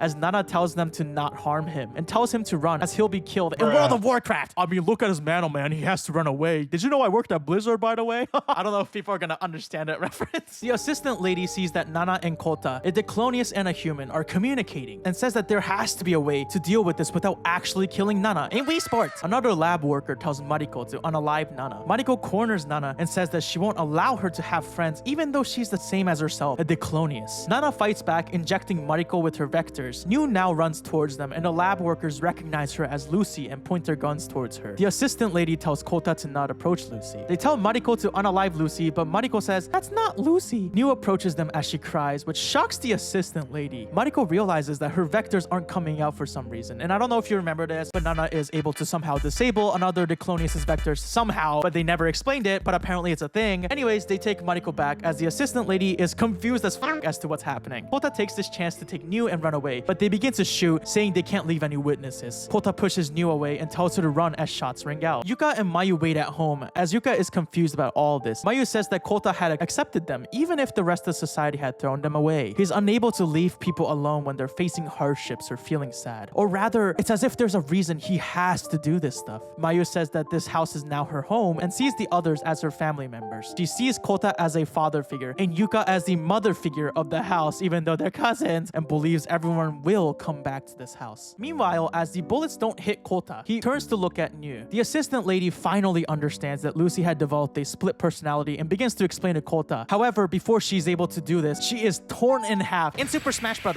As Kota begins to scream. Lucy then starts to unalive the soldiers as Kota completely breaks down, finally remembering everything that had happened in his past. He says, "It's her." We get a flashback to where Yuka hugs Kota at that festival. Kota looks around like, "She's not here, right?" referring to Lucy. He wonders where his sister Kanaya is, and he and Yuka walk hand in hand. However, they start to hear screaming and people running away. Kota's dad finds them and tells them that a bomb had apparently exploded over there. Kanaya then says, "Oni-chan," as she is crying, and we see that there is blood on her. She tells them that she saw a lot of people get killed in Elden Ring. At the train station, Yuka says, "It's a promise, okay? Come again." And Kota says, "I like you, Yuka, so wait for me." Kota and his family leave as he says, "I guess Lucy didn't come by after all." The three enter the train, and Kanaya is upset about, I'm assuming, how close Kota and Yuka are with each other or whatever, and something about being jealous of them. It really doesn't matter, and I can't believe they put this in. But anyways, this causes the two to begin arguing. Kanaya says, "You're dumb. You should just be killed by the girl with horns." In Grand Theft Auto, of course. Kota is shocked to hear this, and Kanaya says that she saw it happen at the festival. The two argue for a while as Kota is unable to believe her words. Kanaya runs towards another train car where Lucy is sitting behind her. Kanaya says, "I'm not a liar. It's true." Lucy then comes out and stands behind her, and Kanaya is shocked. Kota is happy to see Lucy, but Kanaya yells that he needs to run. Lucy calls Kota a liar, referring to when he said that once again, his cousin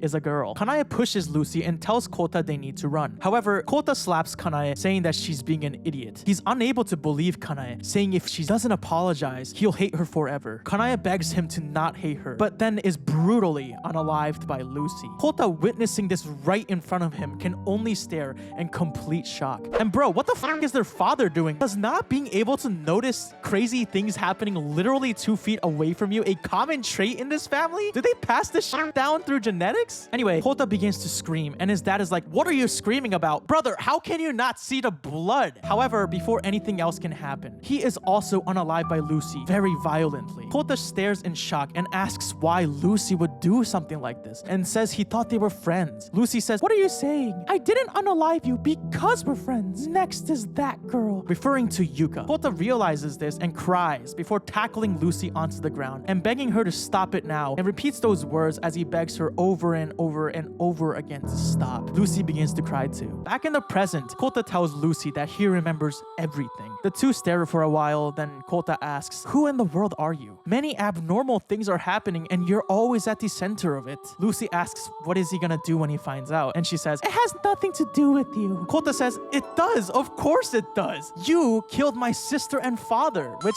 yes, true. It does have a lot to do with Kota now, Lucy. What the fuck? However, Kota pushes her onto the ground as a bullet is fired, and the two blush? Brother, y'all are fucking crazy for blushing in this moment. Who fired the bullet? Well, it's none other than Bando, who is way too excited to get his revenge as Lucy kicks Kota off of her and begins to run away. Bando challenges her to another fight as Lucy tells Kota to wait at a certain spot, and they run off into the distance. Okay, so before we move on to the last episode, let me just talk about this entire story arc with Lucy and Kota's past and how it all culminated into this bullshit, okay?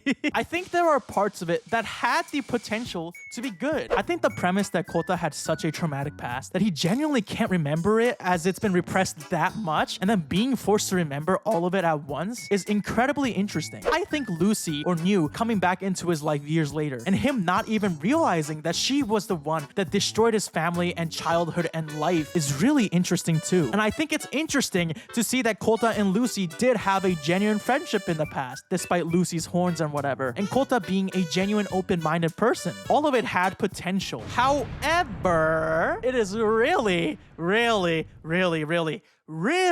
fucking stupid to me that all of this happened because Lucy was jealous of Kota and Yuka, who is once again, for the people in the back, for the people across the fucking planet, his cousin. They are cousins. Oh my god.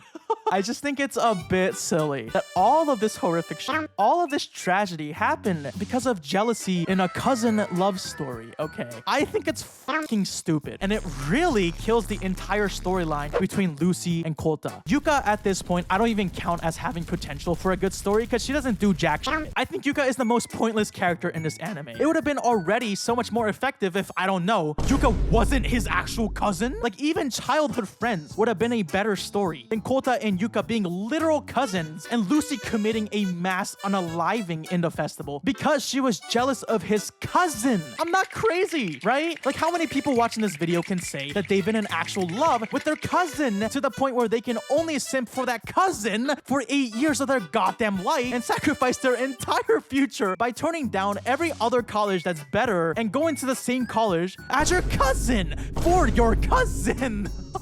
And the fact that Kota lied about his cousin being a guy instead of a girl because why? He's worried that she was gonna get jealous?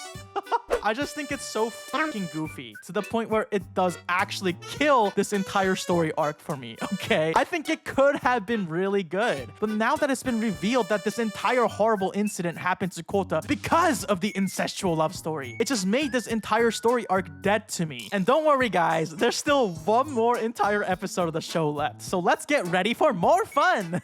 Episode 13, the last episode, begins with Kurama holding Nana in his arms as she wakes up, and the two embrace. Bundle has once again already lost the battle against Lucy as he is bloodied on the ground at the shore. Bundle calls her his prey and he'll hunt her down, but Lucy responds that it's not possible and that he won't see her again. She then walks away from Bundle as he continually screams at her to come back. And you know the craziest part about all of this? This is the last time we see Bundle in the show. He has this entire arc only to get his ass handed to him again. Remember when I said Bundle's real full name was Wasted Potential? Because I think as much of a horrible human being Bundle is, I found that his wild card personality and the fact that he kept showing up in the show meant that maybe his story arc would play out in a more interesting way, or that he'll actually do anything worth jack shit in the show. But no, he got his ass whooped immediately, then got fixed, betrayed the lab, then ended up loafing around on the beach for a little bit, only to get his ass kicked once again. Why even set up that whole storyline with Mayu where he does show an actual interesting side of his character, where he can't let himself have any debt to anyone and gives Mayu his phone number? Or that one time where him and Nana did come to an understanding, at least somewhat of an understanding, even though they're mortal enemies, only to do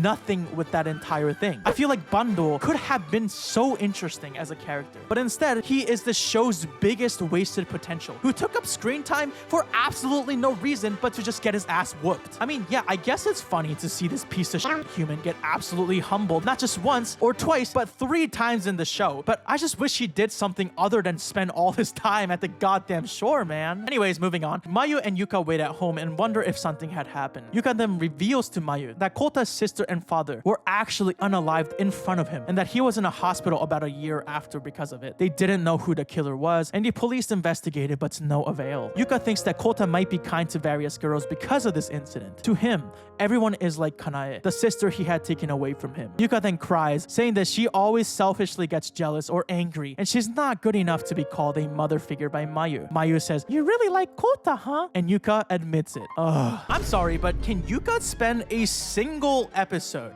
without making something about herself? I understand that this is a struggle she struggles with. This is her character arc. But Jesus Christ, man. It feels like such a stupid, annoying, weak storyline when you compare it to how crazy literally everything else in this show is. Like, I'm sorry, but girl, I do not care about your jealousy intimacy problems over your cousin, okay? That one lab worker reports that the assistant lady is now dead, and Mariko can't use her vectors, and the plan has completely failed. The director then tells him that even if there are no vectors, Mariko should still be useful. As the call ends, the lab worker says to himself, the director is truly the least human of us all. As he turns to Mariko and says, I can't believe Kurama's daughter is this. What? Yeah, so it turns out that Mariko, number 35, the deadliest Diclonius, is actually Kurama's biological daughter, the one that was secretly kept alive. Mariko, hearing Kurama's name, seems to recognize it. Meanwhile, Nana leads Kurama to where Mariko is. Nana asks why Kurama has to unalive Mariko, and Kurama responds, it's because she's my real daughter. Nana then realizes Lucy is coming closer too. Mariko also notices Lucy is coming and reawakens her power or some shit, I don't know. At this point, the lab workers and soldiers just come to the conclusion, let the monsters fight amongst themselves. Lucy arrives at Mariko's location, who asks why she even came. Lucy says, your target's always been me,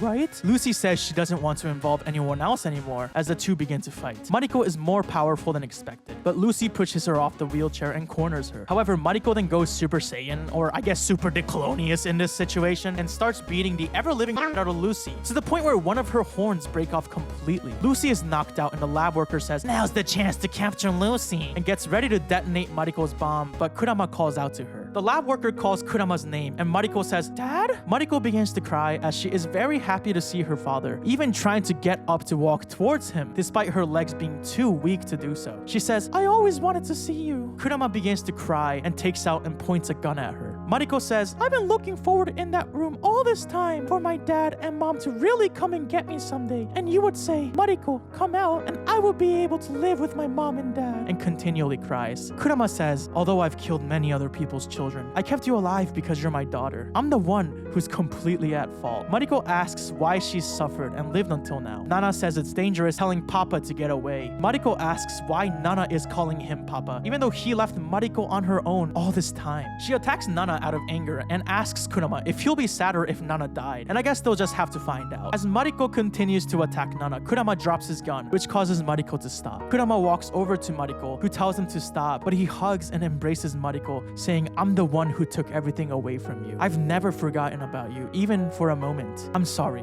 We'll be together forever from now on. He then turns to the lab worker and tells him, do it anytime, referring to the bomb. It's almost as if Kurama came here knowing that he's not going to survive. Kurama carries Mariko and walks away and tells Nana, you should at least live happily, please. The lab worker then activates the bomb, as Kurama tells Mariko, your mother loved you to her last breath. Both of us really loved you. The father and daughter embrace as the bomb within her body explodes, and the two die together. Nana sees this and begins to cry out for her papa. Lucy also watches this from a distance. And when I told you that I cried like a fucking newborn baby who just wants their mother's milk desperately, I was not lying about that, okay? I actually think that Kurama's story was the best part about Elfen Lied, him reconciling with his past sins, and his daughter that he was unable to see for her entire life, letting Nana, who did absolutely nothing wrong, escape and live happily away from the facility, and sacrificing himself so that he can die alongside his daughter. Fucking broke me. I won't even lie. Because I think this is what Elfen Lied should have been about the entire time. None of that stupid ass cousin romance bullshit or whatever is happening between Lucy and Kota. Unfortunately though, the other half of the last episode was nowhere near as good in my opinion. Let's move on.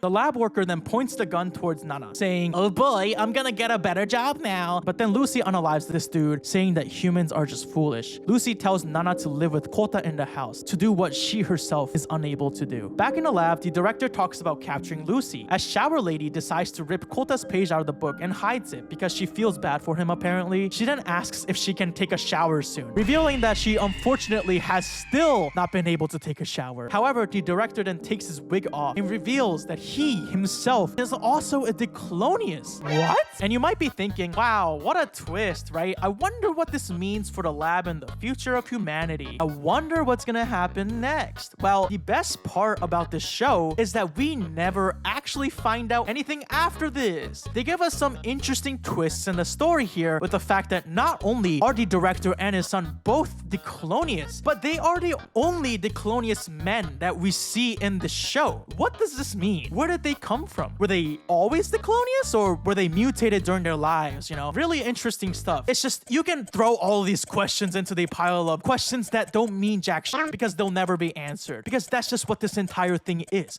Fucking pointless. Kota and Lucy meet up, and Lucy tells him that she was born to destroy humans. If she has just 5 years, she can make the majority of children who are going to be born into Diclonius. But if the world does become like that, Kota wouldn't be alive either. Lucy says Kota is a brief dream that suddenly appeared in front of her in this hell, and only the days she spent with him were her good days. She cries, saying she's always wanted to apologize. She's endured and lived on through all the horrible shit in the lab, just so she can apologize to Kota one day. As Lucy walks away, Kota tells her not to leave and hugs her. Lucy asks why, and Kota says he doesn't even know. He can't forgive her for killing his family, but if Lucy hurts other people again, Kota will regret it forever. He likes both that girl from his child who looked lonely, and he likes New too. The two embrace as Lucy cries. Lucy then kisses him on the lips. Lucy apologizes for making him feel sad so many times, and Kota responds that she too must have had many sad experiences. The only difference is one of them killed a bunch of people and the other hasn't harmed a person. But anyway, Kota then hugs her again, and the two embrace in silence for a little bit with tears streaming down their eyes. Nana says she has to go home as she walks to the house. As we watch, Lucy is later surrounded by a bunch of soldiers. The soldiers shoot at Lucy as she fights back, and we see her other horn get broken off, but it's unclear whether or not Lucy herself has died. We then cut to another day. Yuka and Kota are arguing like they always do, as we see Kota is holding on to the pink shell that New gave him. Nana and Mayu cook together as the two enjoy their peaceful lives now. Yuka prepares plates for 5 people, but Kota says he put too many out. As they eat, Nana begins to cry, saying, "Even though there are so many wonderful things in the world, ...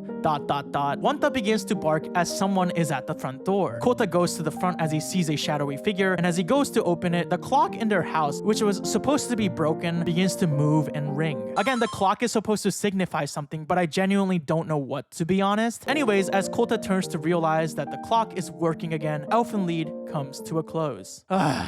So, like, where do I even begin with this, dude? Jesus fucking Christ. For one, I think the ending is supposed to be very vague, with it being unsure whether Lucy is dead or alive. I mean, it seemed like the anime implied that she is still alive and she was the one standing at the door, but I don't really know. And to be honest with you, I don't even know if I genuinely give a shit anymore. I'm gonna be honest with you. I think the ending was complete shit. Absolute trash. I think the way the whole Kota and Lucy storyline played out was stupid. I think Lucy and Kota kissing is stupid. She literally killed his whole family, dude. In Minecraft, of course. Imagine the person that you're in love with turns out to be someone who killed someone very close to you in Fortnite Battle Royale. Would you be willing to look over something like that? I mean, personally, I sure as hell wouldn't be. I'm not saying that Kota was looking over that, because he did say that he can't forgive her for that. But then he still went and made out with her anyways. Like, what is that, dude?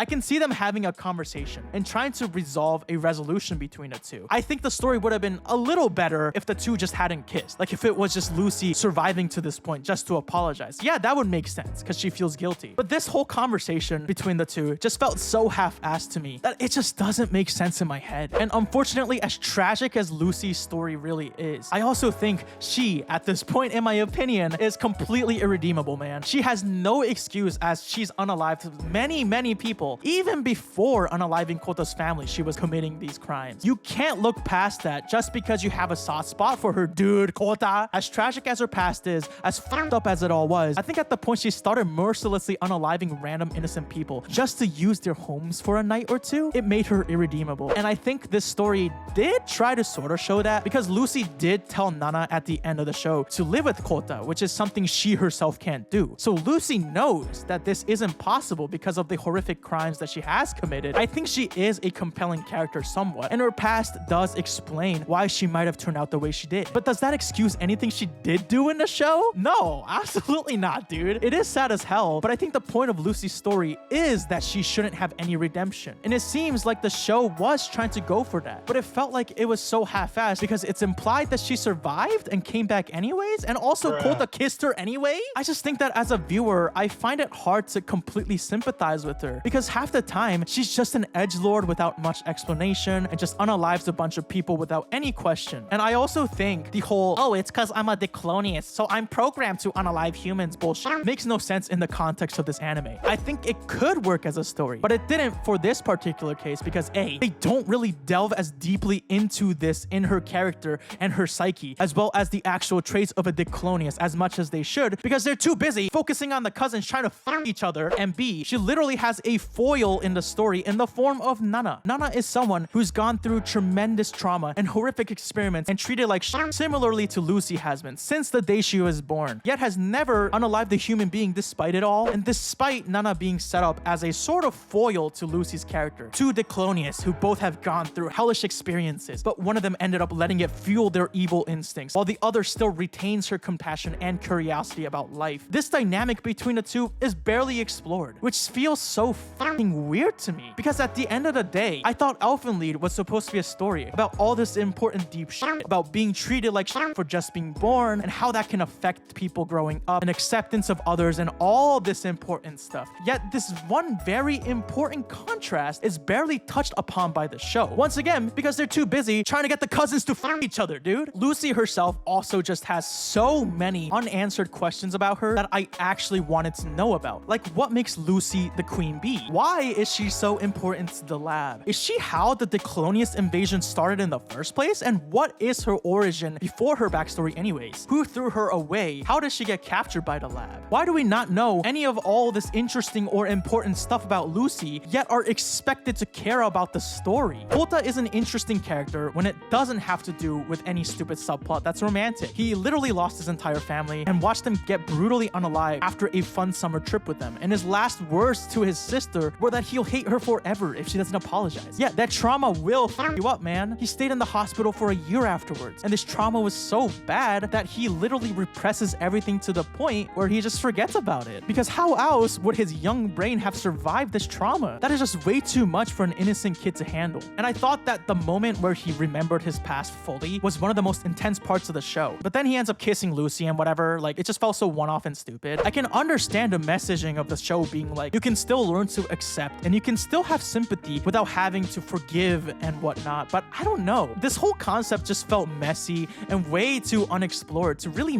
mean anything substantial to me. The resolution to their story just felt so empty. I think it could have been a good story. There's just so many unresolved questions about Kota's character and Lucy's character by the end of the show that it just felt like a very unsatisfying ending to both of their character arcs. And Yuka? Whatever, man. She literally could have not been in the show and it would have been a better anime, bro. Fuck you, that's it. It probably didn't help that the Lucy and Kota ending came right after what I found to be the best part of the series, which was how Kurama's story ended. Honestly, for me, Kurama and Nana are the actual main characters of this anime. The story of Elfen Lied is about Kurama, a man who fell into the darkness to prevent anyone else from having to do the monstrous thing that he has done. And Nana, a girl who didn't ask to be born in the condition that she was, but never took it out on anyone else and had retained her compassion despite it all. Kurama's story of coming to terms with his horrific past and actions and sacrificing himself while also giving his biological daughter Mariko a moment of warmth before dying alongside her and basically saving everyone else from Mariko's wrath was honestly incredible. And Nana, who had never taken a life and doesn't want to, despite Declonius allegedly having these murderous instincts against humans, was able to escape the horrific conditions of the facility and find herself a family and peaceful life. I think these stories actually do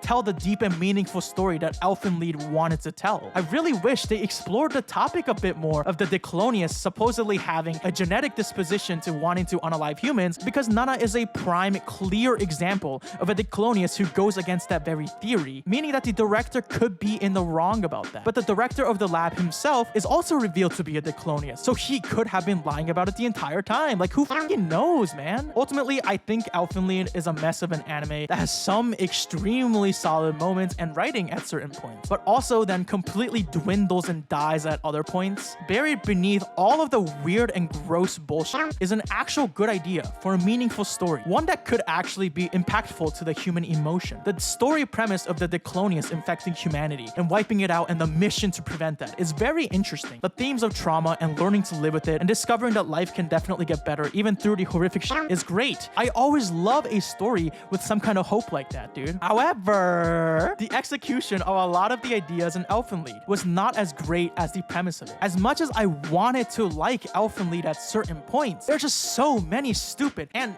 disgusting things the show constantly frames as storytelling or art that I just cannot look past and just say, oh well, it's just anime. Nah, dude, some of this shit is disgusting. So yeah, I'm gonna give Elfen Lied a 4 out of 10. And all 4 points are just because of Kurama and Nana's story arcs. Everything else is just not my thing, dude.